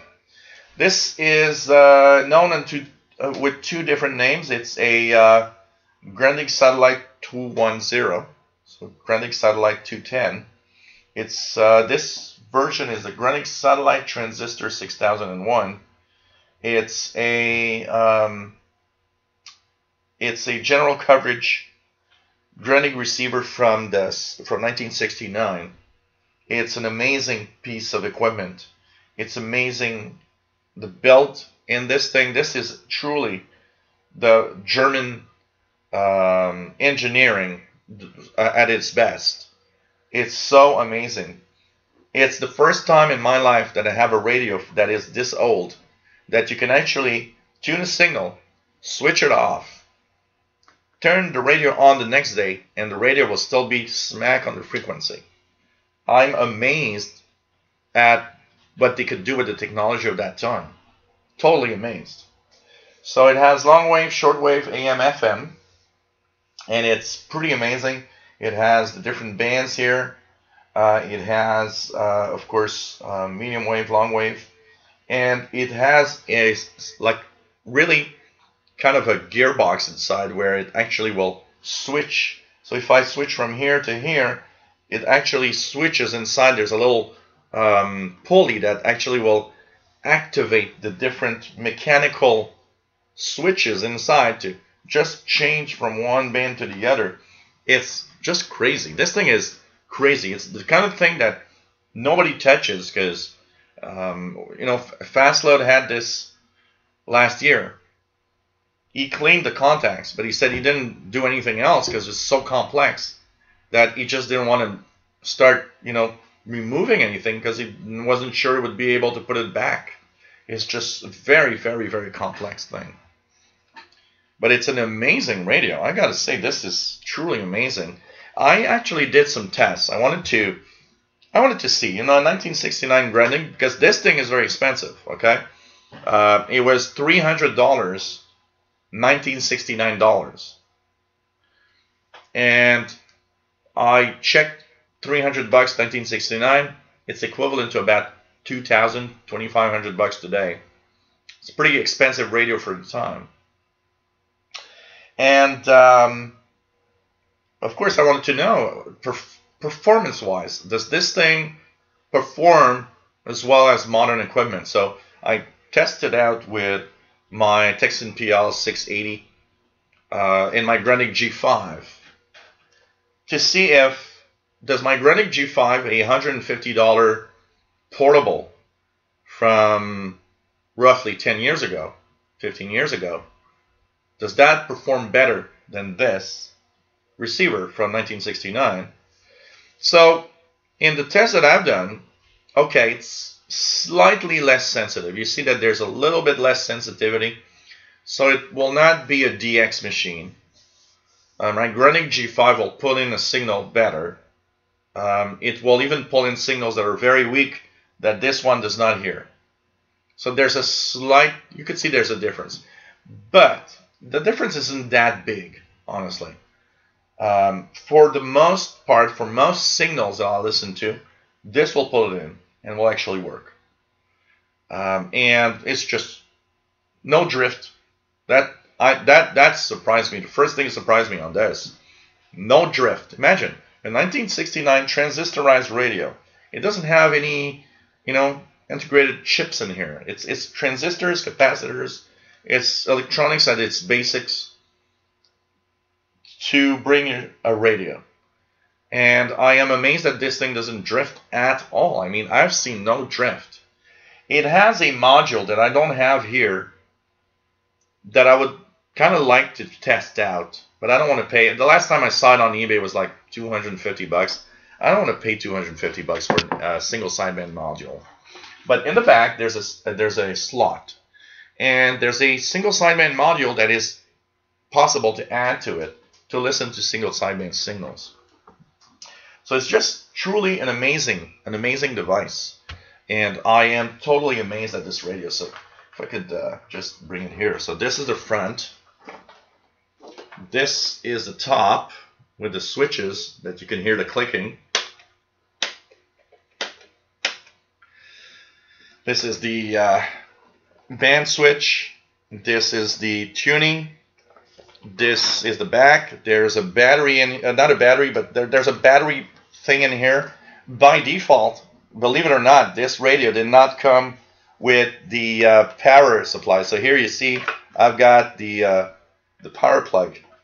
This does not come with its power supply. You had to use it on batteries at the time, and the power supply was extra.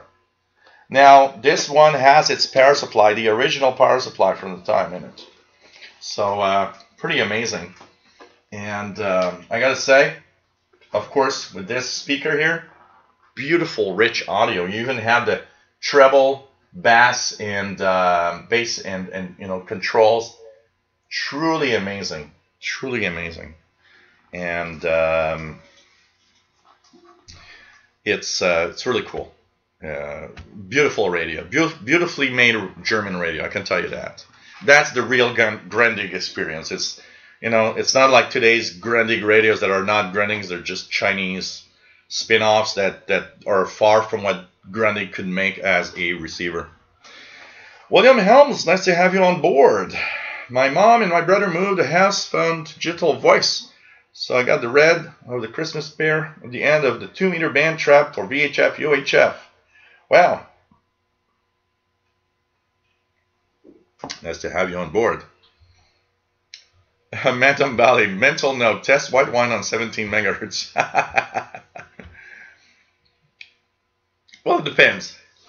If it's, if it's cheap wine, I'd rather have white wine than red wine. It depends on the wine. But depends on I have no preference. It depends really on the wine. So, it's just crazy. Hey, Gary Seward, nice to have you on board from the UK. Pretty cool. Cairo 9800, were you hearing? Cairo.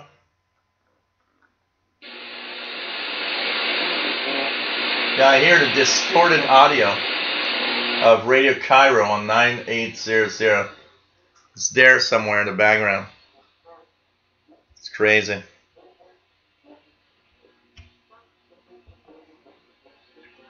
What else do we have?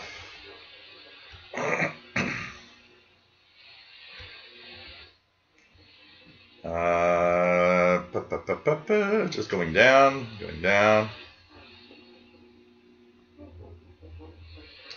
What else do we have? Sorry here, I'm just coming down the list. I'm a little far behind because when I talk, I actually freeze the chat room, so I know where I'm still at. So I try not to miss on any posts. CRO Windows supports, Smoke Grenade, nice to have you on board from Croatia, as usual. Take care, PLF Radio, it's nice to have you on board. Next show, Tuesday, October 30th, 2000 hours UTC, is the Halloween show. J.D. Williamson, buzzing, the buzzer is booming here. That must be more buzzing. What else do we have? W5KJL, where we can fund you. Don't be bashful. So I'll put it here in the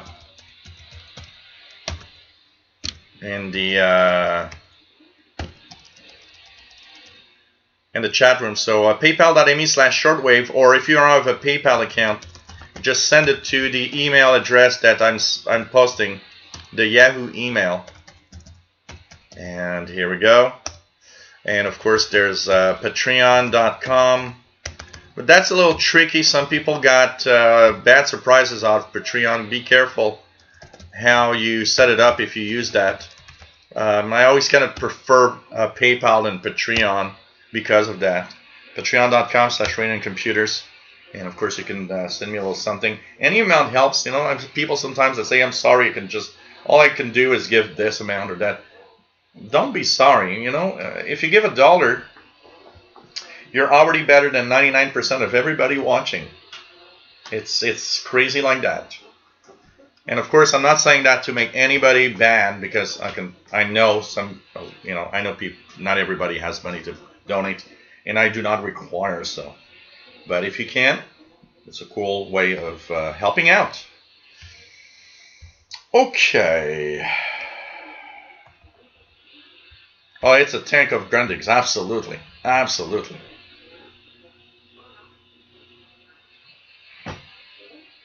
Well, the IEME in Mantum Valley, the IEME, the serial, the device's serial number has been blocked for North America. So that means the one that stole my Samsung technically cannot have it on any networks in North America anymore. But I don't think it's an international thing. So that means you could technically send it to Europe and it might work there.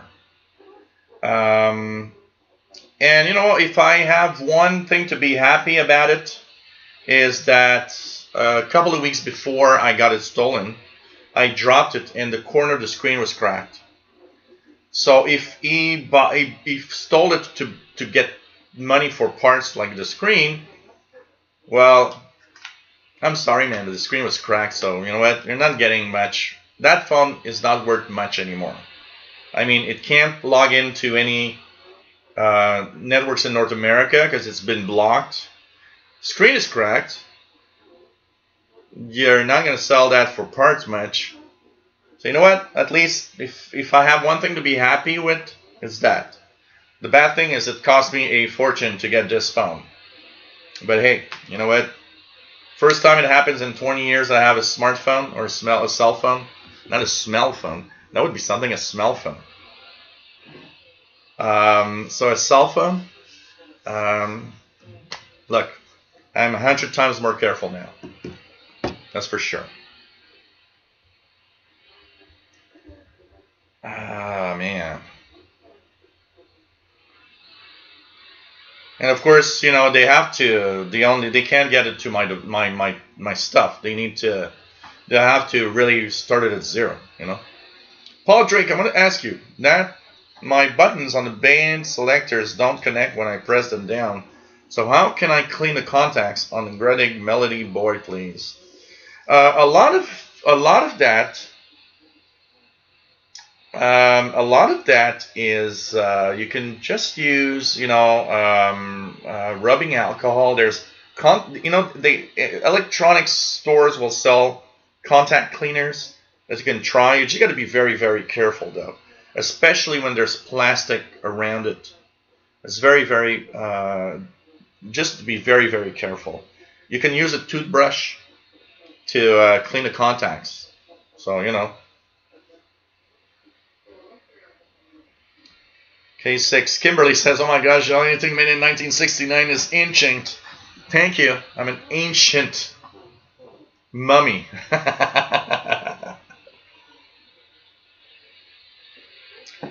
You know what would be funny if there would be a date and this thing would say, built on March 20th, 1969. It'd be exactly the same age that I am. So, you know. I wonder, what age is better, the radio or me? I'll say it's the radio. Crooked Ninja 5 loves old radios. Absolutely, it's just amazing. It's just amazing. So, you know, these radios are great. Good evening, F4IDL, Frédéric. I think I jumped over your name. I'm so sorry if I did. Bienvenue. Bienvenue. Paul P. Nice to have you here near Stafford upon Avon in England. Great show as usual. Thank you very much. Hey, Casper Peterson. Nice to have you on board, my friend. Luis Arevalo. Nice to have you on board. Why did Grundig went out of business? Actually, what changed is that Grundig at some point sold its brand name. And the fact that it sold its brand name is, you know, Grundig made more than just radios. They made TVs. They made tons of things. But I guess, you know, the electronics is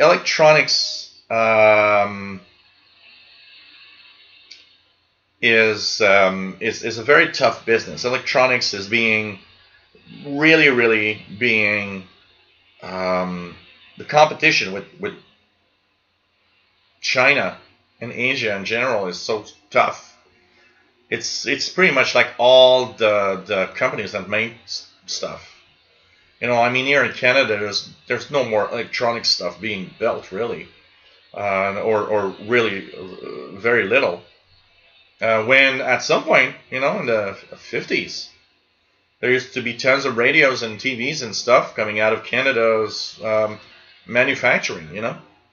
So, you know, all of that is moving, and it's moved to China because it's cheap. You know, it's cheap for the people, for the workers there. Everything's just, you know.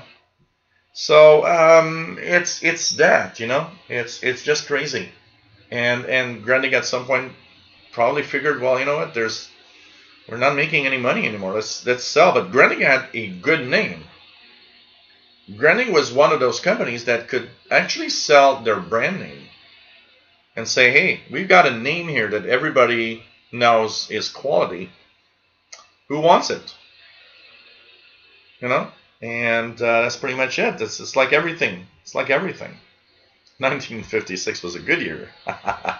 1969 was the best. Oh, God. Ramon Ortiz, nice to have you on board from Wilmington, Delaware. Pretty cool to have you here. Hey, no problem, Max Strong. It's nice to be here. F4IDL Halloween show, yes, absolutely.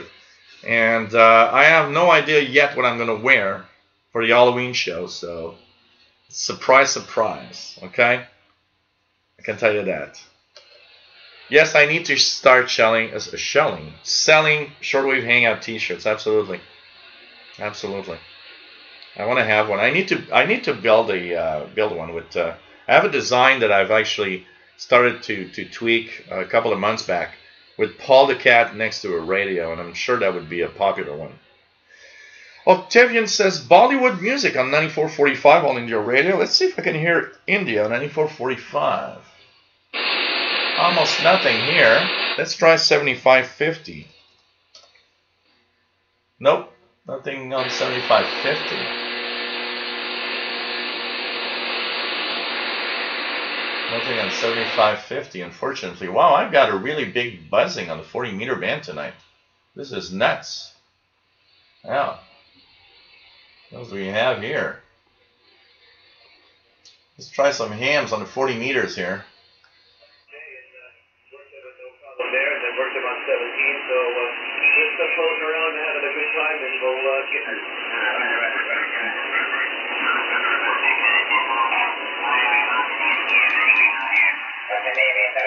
At 31 meters and running the new Flex radio and on the maestro here with the new German amplifier. Do you guys have that big splash of noise around 69, 40 kilohertz?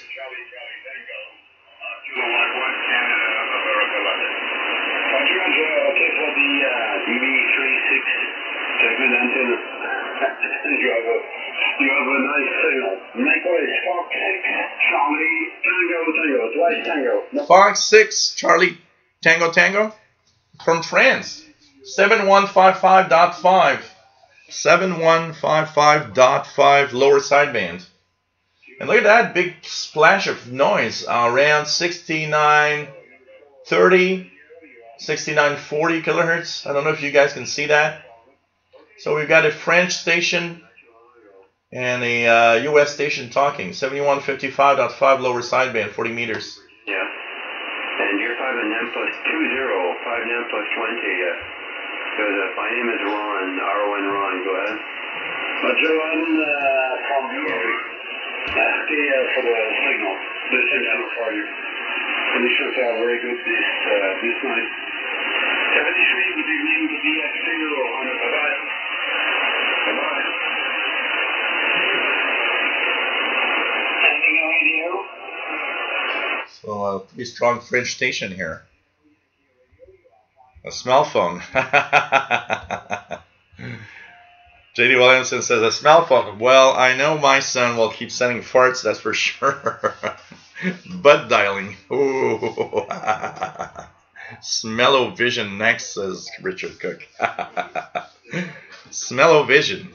Every time somebody tweets or every time somebody posts something about farts or whatever, is going to just, the smell-o-vision will come into life. Whoa. Okay.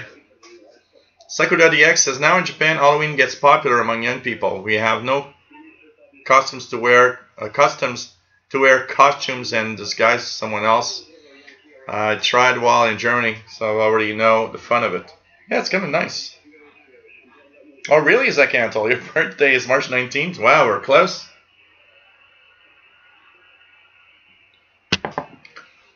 I don't want to have my face on a t-shirt, that's for sure. That's for sure. Donald Hosmer graduated high school in 1969. Nah, you know. There's this waitress at the bar I go to that was born in 1989. And was it 1989? I think it is.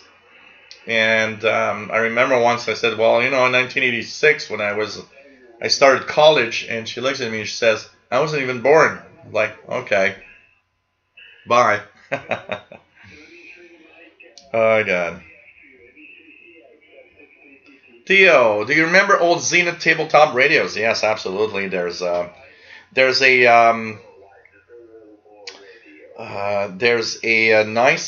guy here, and not very far from here. I have there's a guy that actually has tons of these old Zenith tabletop radios that he sells at the flea market, and wow, they are beautiful. And I told myself one day I'll go there, bring a couple of $100 and buy some old radios. What's missing here is a really nice tube shortwave radio. I'd like to have an old tube shortwave radio. Donna Hausner says, but I have some nice 1960s QSLs that can be done now. Radio Americas, Swan Island, VOA, Okinawa. Yeah, it's like I've got tons of QSLs from the 80s that nobody will ever see again. You know, some like Radio Jamahiriya from Libya. I got tons of things. Tons of QSLs are so beautiful in the 80s that will never be there again. I'm so happy to have those, honestly. Romania, 9760. Do I hear it here? Nope. Almost nothing.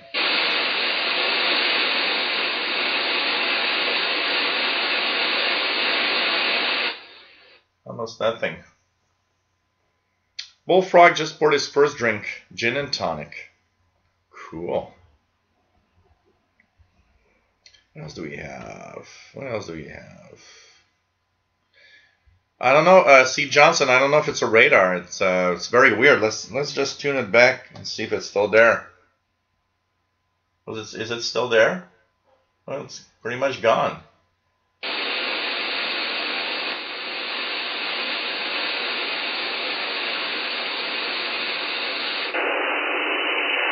Well, there is something there. There's some kind of hash sound. Look at that. Very strong. 69, pretty much 69, 30, 29 to 69, 40. Pretty wide band. Pretty wide band, actually. So some kind of digital signal of some sort. Nice to have you here, C. Johnson. Lincoln Almash says huge noise on 6935 plus minus 10. That's pretty much what I have here too. Look at that, it's very visible on the waterfall too. Huge noise. Some kind of digital hash. Sakura X tried 9445, only Chinese comes out. Rob Webster, caps can fail. Check out Carlson Lab for more info. Oh yeah, absolutely. I know that capacitors can fail. Totally.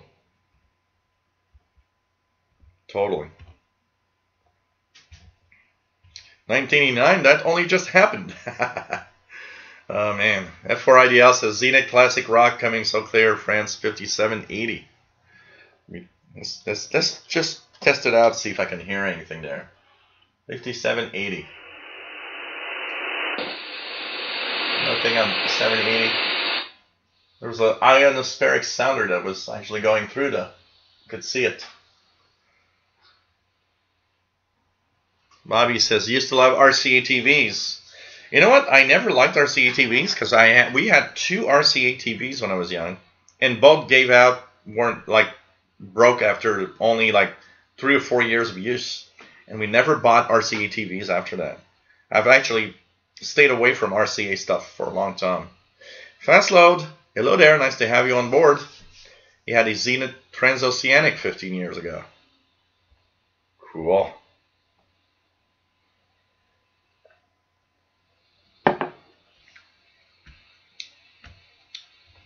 Well, I still have, let's check it out. I think it's here, not very far. If you guys want to go back in time, Is it still in here? I think it was in here somewhere. Let me just see if I can find it. Unless I moved it from here to somewhere else. It's not here anymore. I have a old Sanyo cassette player. Here it is, I think. Look at that, guys. Look at that. This is what brought me to my youth, listening to cassettes. I still have this. And it still works. And look at that. To put the cassette in, it's a Sanyo. I paid this like $150 back then. Auto reverse too. And add even Dolby noise reduction, which basically just cut the high frequencies, and that's it. So I still, and there's an equalizer here. Look at that. Wow, this, I need to put batteries in this and try it out. I got tons of cassettes in here. I need to really, I dropped it so much. Look at that. I dropped it so much. I actually had to put tape to have it, you know, closed when I don't use it. I even have tape on the battery cover because I dropped this thing like a million times.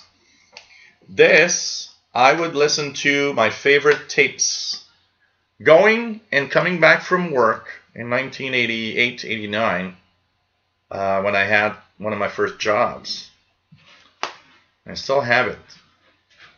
The only thing is, I remember that I can't use the auto reverse functionality anymore, or else the tape will all wind and get stuck in the sides. I just got to remember not to use auto reverse and just manually turn the tape around. So that's a piece of equipment from old times past. How about it? Max Headstrong always wanted a Galaxy Shortwave R53 shortwave radio. M. Blair likes Halicrafter's SB100. Wow. David in Barcelona, another Sony I had, the CFS W350L dual cassette boombox. So that's kind of cool. That's kind of really cool. So old Sony Walkman. Oh man, this is just amazing. We're talking about old technology from the old times when things were kind of cool. David Arden says his wife still has a Sony Walkman. Oh wow, pretty cool. Pretty cool.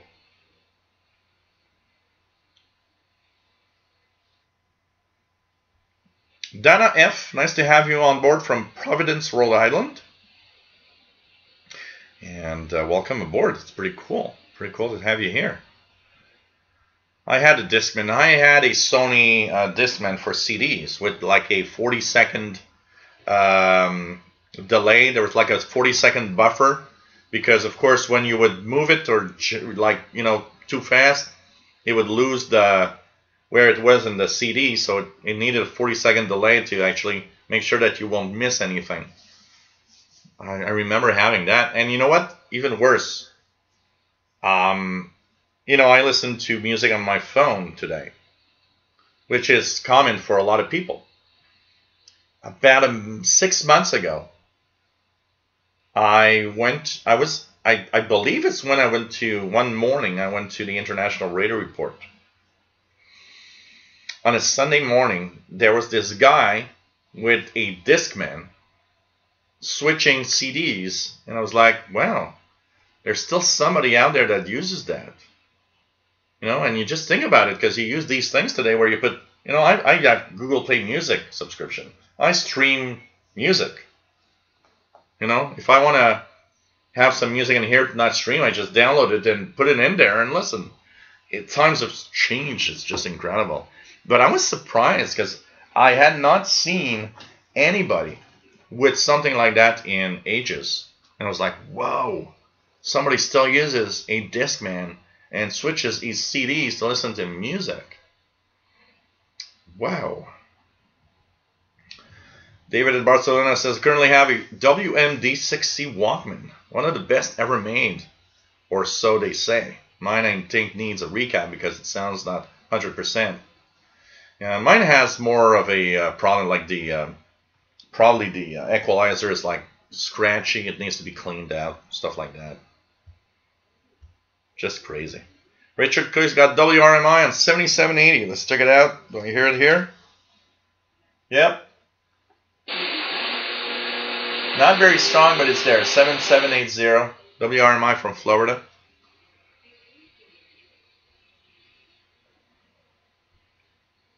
Yeah, the iPods before the iPods. Absolutely. Absolutely. Would bring tons of cassettes. I would make my own tapes. Hey, we're 130 watching. This is amazing. Maybe I should show more of the old Walkman stuff. I used to make my own tapes. I still have the cassette deck here that needs to have the new the rubber thingies straps changed because they kind of wear out and broke over time. But I still have the sound system from the 80s that I used over here, which is a Fisher with my turntable and everything. And I used to make mixtapes on that for me and my friends, but me especially, because I would be doing mixtapes, putting it on the cassette so I can listen to them on this thing. So, you know. Man. Had a 1976 Toyota Corolla. Amazing car. I don't know what it was. My dad had a blue Toyota car in like 80 and 77, 78. I don't know if it was a Corolla. I'd have to see a Toyota Corolla from 76, what it looked like. Maybe it was. Charlie SL 55, nice to have you on board. Nice to have you on board. So let's just go down slowly.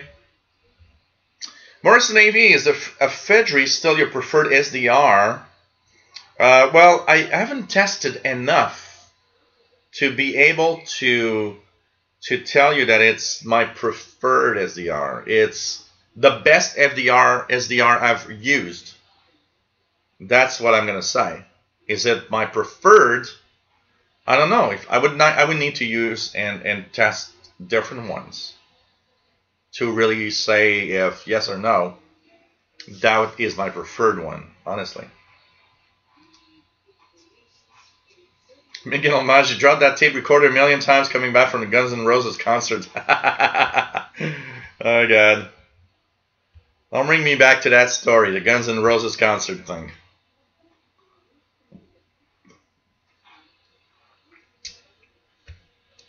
What else do we have?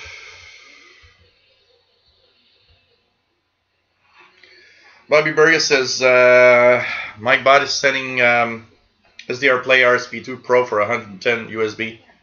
US dollar, probably, shipped. Oh, and USB included, shipping included. Okay. Theo says the 40-second buffer was called MASH. Yeah, I kind of remember that. That was the name they had for it. Kind of remember. Yeah. Can I ask you one thing about ham? I have a phone. Will it be hard to get a license? You shouldn't have any problem getting a license, whatever. Has nothing to do whatever you did, honestly.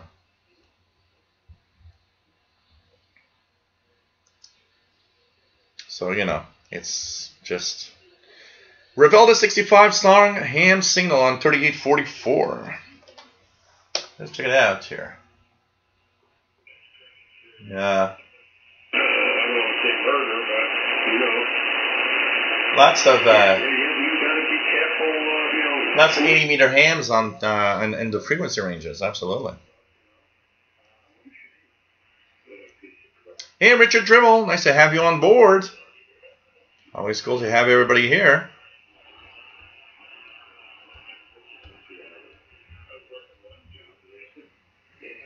Max says strong. You know what? There needs to be assholes in lives. Sorry. You know, it doesn't matter, guys. Let's concentrate on the radio stuff. When you have lowlifes and idiots, that's what happens. And all I can say is that these guys are miserable because they can't be great people like us talking about radio. That's it. You know what? You are giving me an amazing idea, Richard. You say those Walkmans have sensitive radio sections. Do you know what? I've never tested that. I am going to keep this on my desk because one of the first things I want to try is put a pair of headphones in there and tune in AM, FM radio. It's funny, I'm a radio guy, I've never really tuned. I was listening to one station like Shom FM, which is 97.7 back in the days. I think it's still tuned to 97.7 here when I look at the needle. You know what? I think this is going to be a lot of fun to tune around. You know what? I'm going to a friend's house tonight. I will actually put batteries in here and tune radio signals while going and coming back from my friend's house tonight on this thing. And if the cops arrest me for some reason and they find a Walkman, they're going to say, what the hell? Do you come from another, period of time? Are you a guy from the past? Yes, I am. Actually, cops today, like a young cop will look at this and say, what is that? What is there? We need to analyze this. We don't know what it is. Could be a bomb.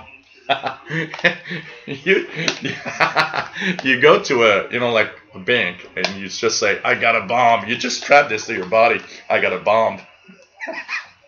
I'm sure they're going to believe it. I got a bomb. Okay, I'm having fun. Hey, Brett Wayne, KC2NXP, nice to have you on board. Below 30, what about the mini disc? I'm a big fan of that format and still use it. I think it wasn't very popular. You know what, Below 30? A friend of mine had mini discs. He had purchased everything and he just loved it and was trying to sell me mini discs at the time. And I was like, I'm not sure, man. I'm not really sure about that format. And, not far after that, when was the mini disc introduced? Wow. I think not that far afterwards. We started having, CD burners and everything, and it's like, okay. CD burning probably killed a mini disc, honestly. Oh, back in the day, Walker bought 39, absolutely. Hey, P1WX, nice to have you here. No worries, Richard Tribble. So Donna F still has some 8-tracks. I have I would need to take it out. I have an old, what's the brand? Oh man, Pioneer. I have an old Pioneer amplifier that has an 8-track slot in it. In my right there with all the junk that I've got. It dates back to the 1970s. It was owned by an uncle of mine that died. I remember that uncle died of cancer. I was like 8 or 9 years old. And I remember the first ever 8-track, that gives an age. My first ever 8-track tape that I listened in my life was Wish You Were Here by Pink Floyd. And I remember listening to that all the time. I remember the 8-track cassette was my brother's. And I listened to, on 8-track I listened to the Wish You Were Here album by Pink Floyd. Some Girls, the album Some Girls by Rolling Stones. And Solar Fire album by Manfred Mann Herd Band. That was my introduction to music at the age of 10, about 10 years old. That was my introduction to music at the age of 10 years old. And of course I was hooked to music after that. These were some of the best music you could listen to and think, wow, this is so cool. I want to hear more.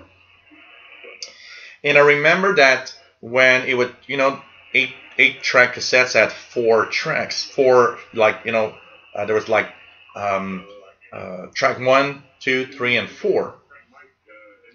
And I remember that it was probably misaligned a little bit, because when I was listening to some music, I could hear another track, but it was actually running backwards. It was like reversed. So it was like, okay, this is kind of interesting. Ah, these old times, old times.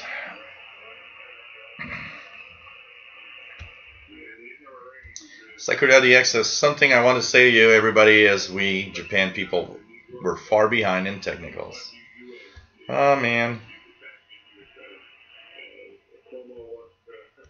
Anyways, you know what? Whatever happened there, that's not important to mention, means that I'm doing something right and I'm popular enough that there's idiots. And actually feels good, because it means, well, I'm popular enough to have the lowlifes of this planet do things. Richard Cook, 7850, CHU, cool. Richard Tribble says SDR Play RSP Pro, still the best. So he likes that one. Pretty nice. The rubber belt, yeah, exactly, Jerry. I was searching for the words, like that thingy. The rubber belts, absolutely. DJ K Solo, nice to have nice to have you on board. It's been a while. Pretty cool.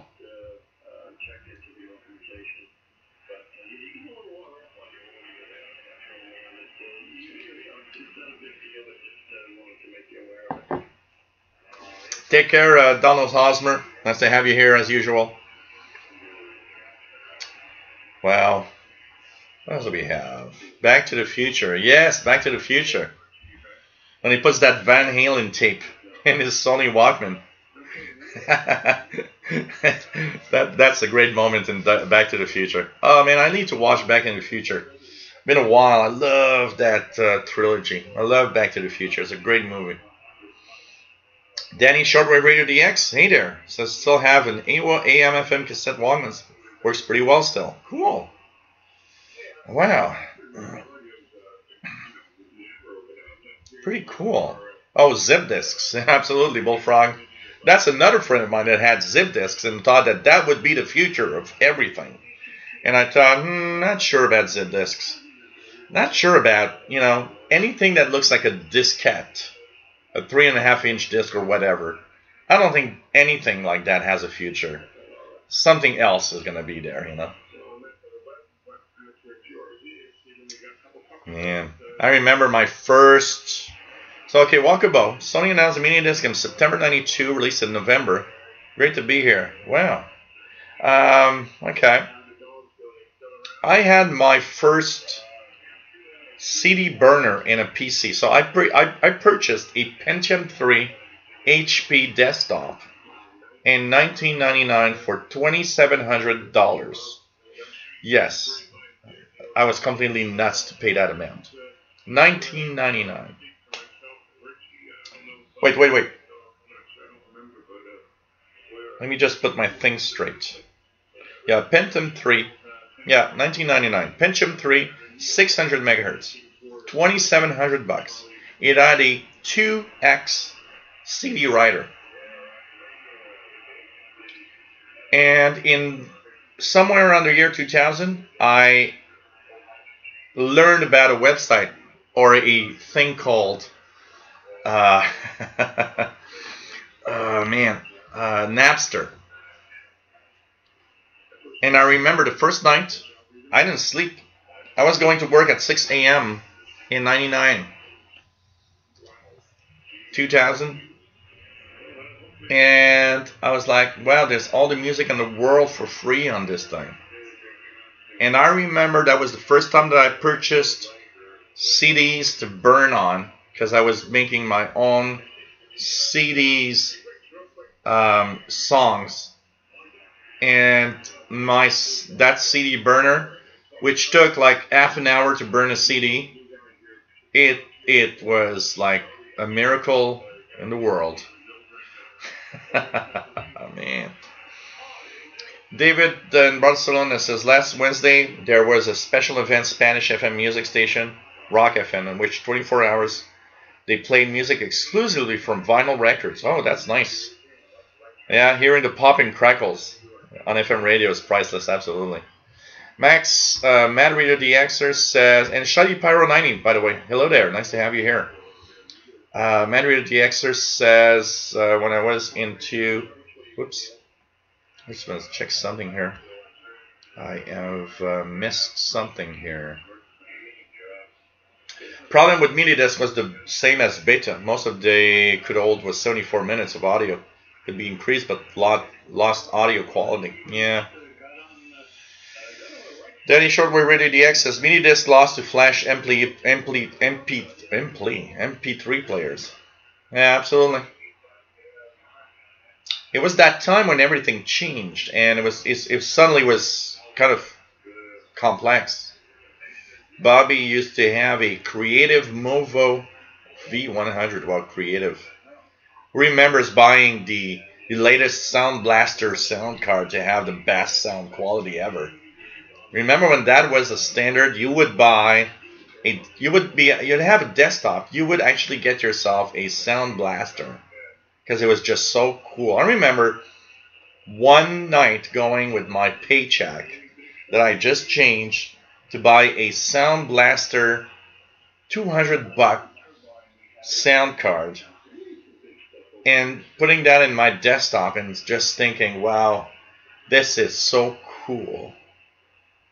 Oh man, that was crazy times. Crazy times. Today we got these little chips integrated on the device that just does everything. Who cares? Oh God. Sakura DX says AWA was not for good audio production. For me, Satellite from Grinding were shocking products. I even remember that I first knew about Grinding just after arrived and settled in Germany. Wow.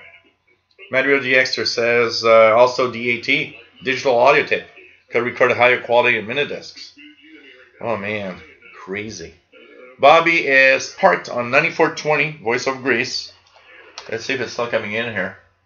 Yeah, still here with Greek music. Not super strong, but it's there. Voice of Greece, 9420 kHz.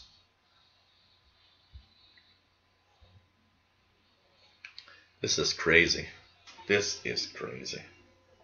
Below 30 megahertz. Oh my God, zip drives. This is a real time travel. This is a time travel moment, actually.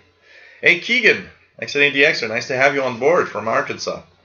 Nice to have you here. It's clear here, but it's very cold. It's 3 degrees Celsius, which is like 35, 36 Fahrenheit, something like that.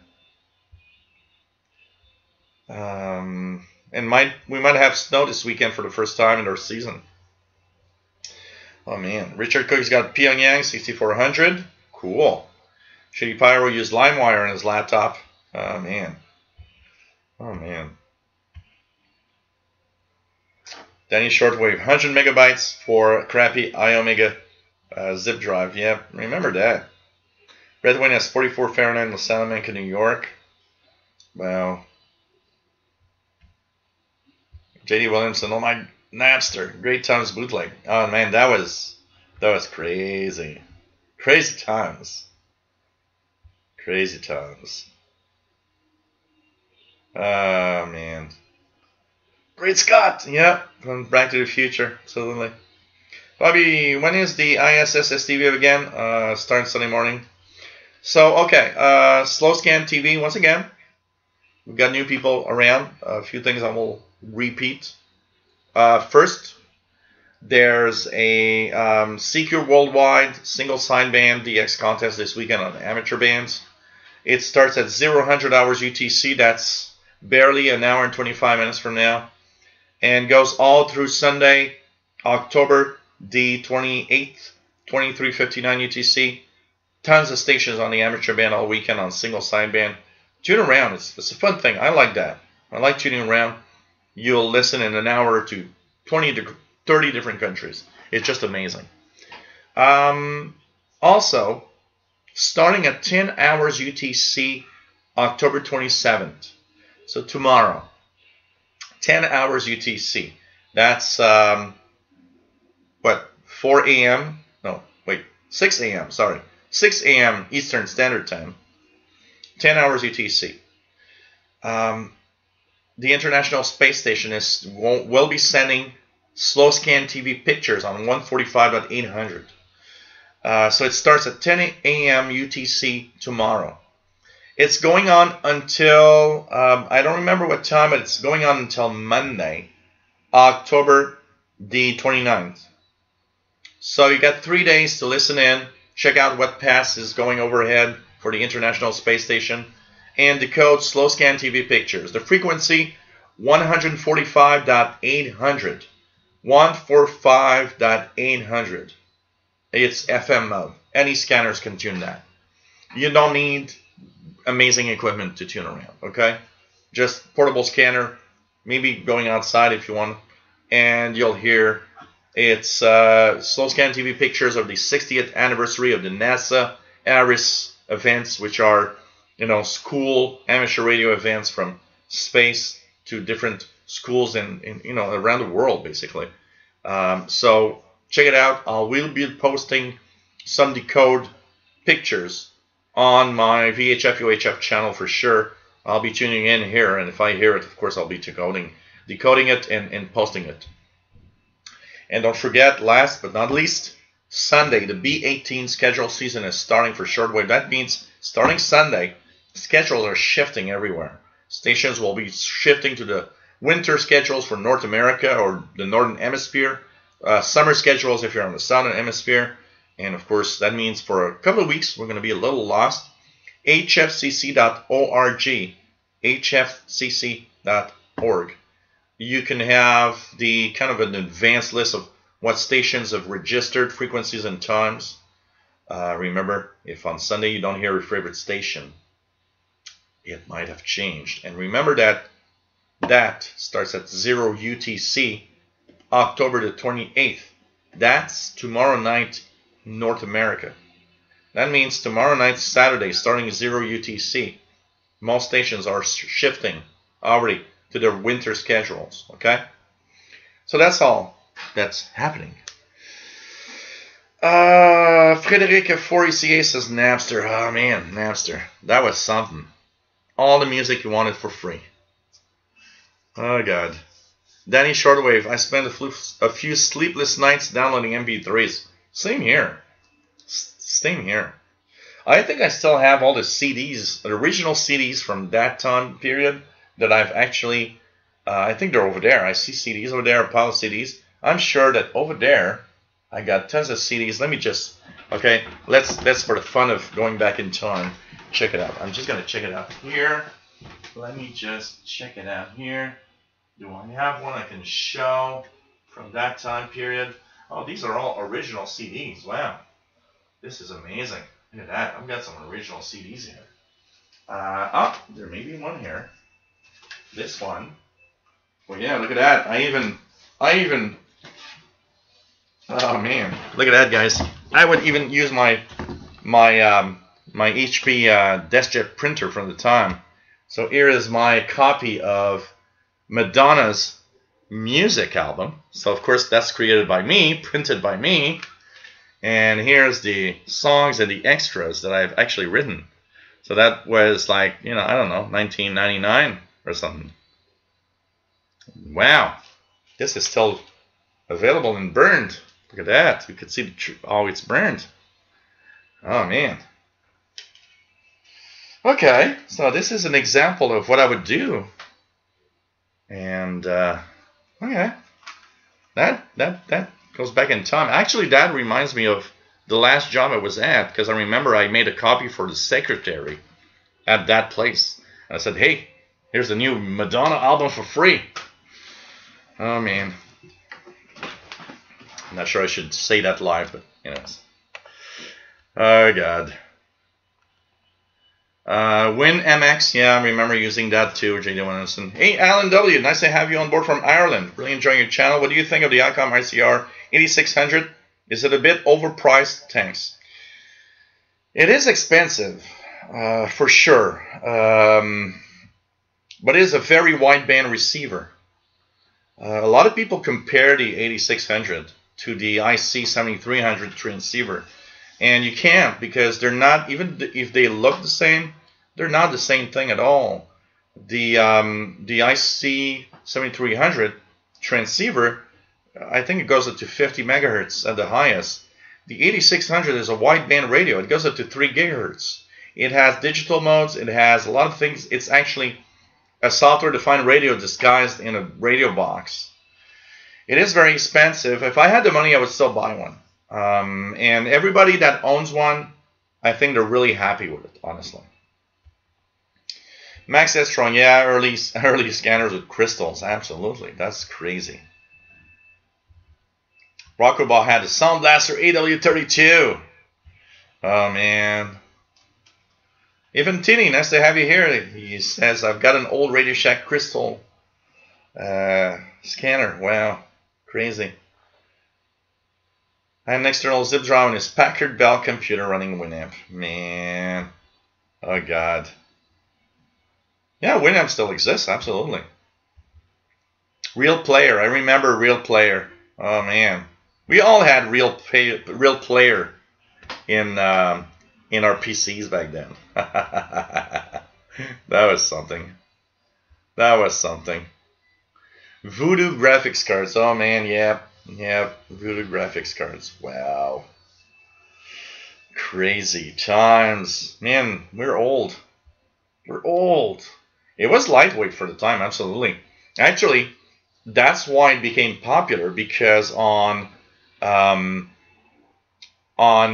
you would log into the internet using dial-up 56K modems, the Real Player format was so compressed that we could actually watch video and download video that wasn't too big for a 56K modem because of its format that it had. That's what made Real Player popular back then.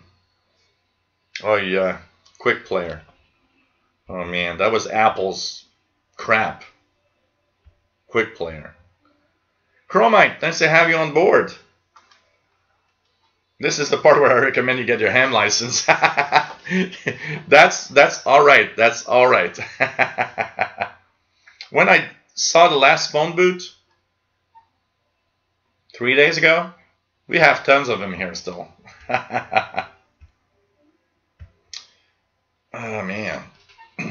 Shady Pyro's got the International Space Station scanner frequency already. He's set for the event tomorrow. So cool. C. Johnson remembers the Win Radio card that came out for $1,000. Yeah, I remember that.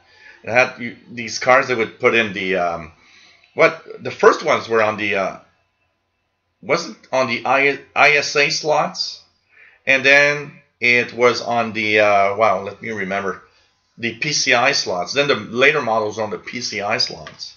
Oh man. Wow.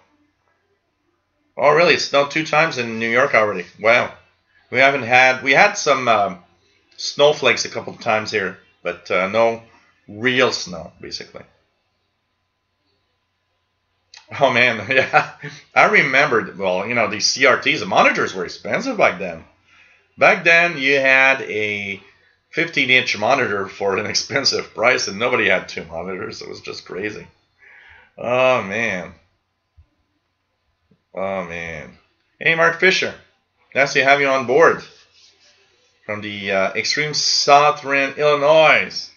Pretty cool to see you here, Mark Fisher. Hope you're going to come back. We've diverted slightly in our discussion into old times of computers and stuff. Oh, God. Well, I didn't have pay per hour usage. My dial-up internet was a unlimited internet from the start. But it was like, you know, unreal. Imagine, can anybody imagine just the Google logo today? You know, we don't think about that. But just the Google logo on its page would take several minutes just to appear on a 56K modem. God, incredible. Yeah, it's a nice and clean CDs, but I can't say that from all of them. A lot of them are really horrible. Oh, man. Kazaa, yeah, LimeWire. I remember all of that. You know, Danny Shortwave, he says he's got 75 gigs of music. When I did, first I'm going to say hello to Gary Horobin. Nice to have you on board from Wet Tokyo. Nice to have you on board from Japan. You know what? It's funny because when I would do tech jobs, I came to one, a woman that had her hard drive crashed. And she said, look, I don't care about my data. There's one thing I do care about. I have so much music on my hard drive. If you can get that back, I would be happy. So basically, I took the hard drive. I said, look, I'm going to put it in a PC I have at home that is just for, trying to recover stuff. And I'm going to let it go. So I think it took 3 days for the hard drive to recover. And I look, and there's a file. Okay, there's one folder. It's 150 gigabytes of music by artists, by album. It's like, whoa, this is amazing. Now, of course, you're a tech guy, so part of what you are is, well, it's not my data, it's not my stuff, I shouldn't make a copy of it. But I couldn't resist when I saw it. I was like, well, I'm going to make myself a copy of it. She won't know anyways. So I go there, and I say, wow, you got a really, really nice collection of music. And she looked at me, she said, oh, I hope you made a copy of it, because that's from my sister. And I know it's a beautiful collection of music. And I said, and she looks at me, she says, really seriously, it's like, I hope you make a copy of it. Because, I mean, it's great. I hope you took a copy of it. It's like, okay, well, I did make a copy of it. And I was like, yeah, I did. Okay, I did. I shouldn't have, but I did. Oh, God. Oh, God. Well, you know what, Bobby Burgess says, your mom screaming, get out of the internet. That's where at a very young age, in my first job, I got myself a phone line. Okay, and funny story, guys, okay? It's totally worth it. So here it is. 1988 around. So I was a big bulletin board system guy. I would go to BBS dial-up modems all the time. Problem is, you live at home. I live with my parents. So, of course, the time I spend there, nobody can call, nobody can... And, my mom was always getting annoyed and saying, hey, you're taking the phone all the time. So when I got my first job, the first thing that I did was call Bell and say, hey, I want to have my phone. I want to have my phone number, my phone line. I'll do whatever I want on my damn phone. Problem is, it's so they come in and they want to install the phone. We're in early December, and the Christmas tree is built. Problem is, the place where they need to go to connect the phone line is behind the Christmas tree. So my parents had to take the Christmas tree and move it out of the place, out of the way, for the phone guy to actually connect the phone for my line. So I get home and I'm like, why is the Christmas tree like all crooked and halfway in the living room? And they're like, well, for your phone line, we had to move the Christmas tree because the phone line connects behind the Christmas tree. It's like, oops, sorry. So anyways, that fixed it. After that, I always had my phone. So, you know what? I would probably have a modem connected almost 24 hours a day. I'm surprised I did not run my own BBS at the time with my own phone line, honestly. So anyways, hey, Marshall Harrison, W4MKH. Nice to have you here. It's cool to see you here. First time. I hope you... we're here every Fridays, 2000 hours UTC. Hope you can join in. It's always fun. Always fun. Oh, man. Wow.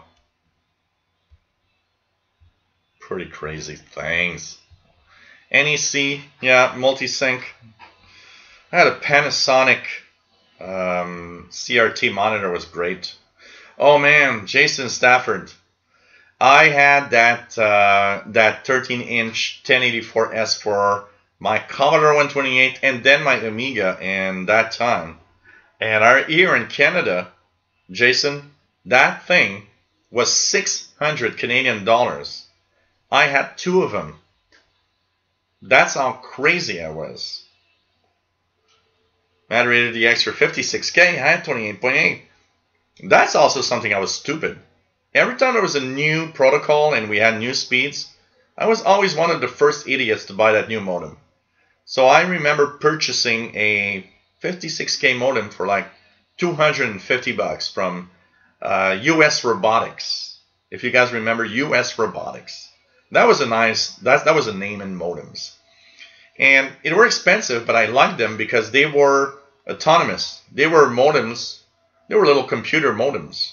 So you just send these little, you know, cryptic commands, AT, DT, whatever, you know, something like that, AT, DT, and then a phone number. And those were great because they were autonomous. You could just send the text and they would just do whatever you want.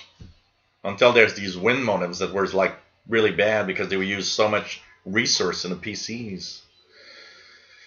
Oh God! Wow, this is going down memory lane here. Max Estron still has a Radio M400 decoder. Wow. Oh God! My first modem was a 300 baud modem in 1984. You could read. You would actually read faster than the text was appearing on the screen. Crazy. Like fastload, 300 bauds. I had a 300 baud modem on my VIC-20. 1984 or something like that. And there was one BBS that would call in with. Wow, crazy times.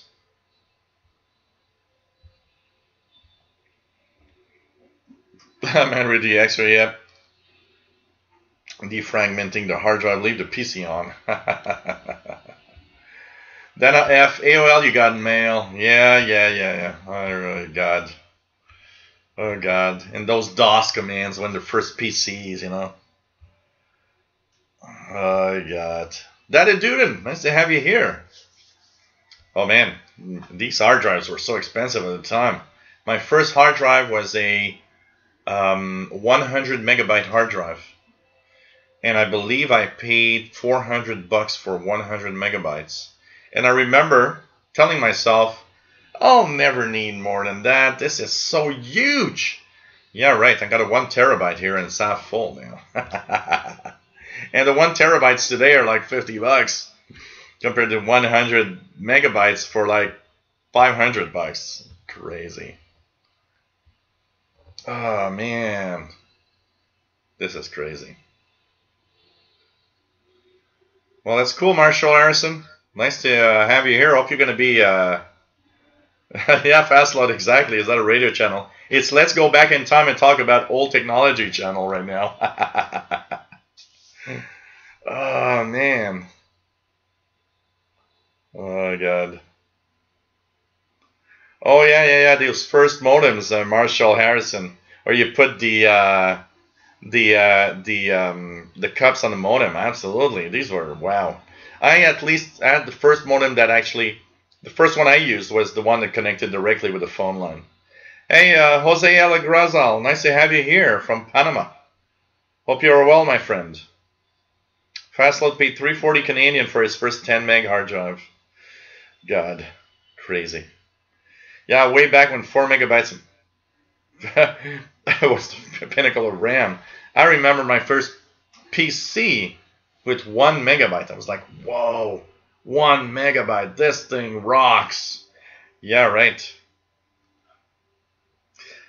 And sending a hard drive jumper to master. Oh, God, yeah. Just sending a hard drive, you know, or even disk drives. Jump to master or slave or whoa. That, oh man, oh man, oh man. You had to have, you remember guys, you had to put that cable that was reversed. So you would actually have to put master and slave, and you would have to put it right because there was a twisted pair in the cable. So if you put it wrong way, it didn't work. You have to put it right way to have it working correctly. Oh man. Frederick F4ECA, his first hard drive, SH205 for his Atari ST 20 megabytes. Wow. My Atari 500, that was for IDE. Yeah, fast load, IDE. Oh man. Yeah, way before SATA ever existed and all of that. And you had to have that twisted cable pair. Oh, crazy. Crazy. My Amiga 500 here has a 1 megabyte RAM also. God. Richard Tribble, remember the Walkman uses part of the headphone wire as an antenna, so use a good one. Yeah, that's what I'm going to do. I will use this tonight. I hope I don't leave batteries in here. Oh, rechargeables. Okay, I used it not that long ago because rechargeables in here. I'm gonna try that tonight. Well, what life has changed over times.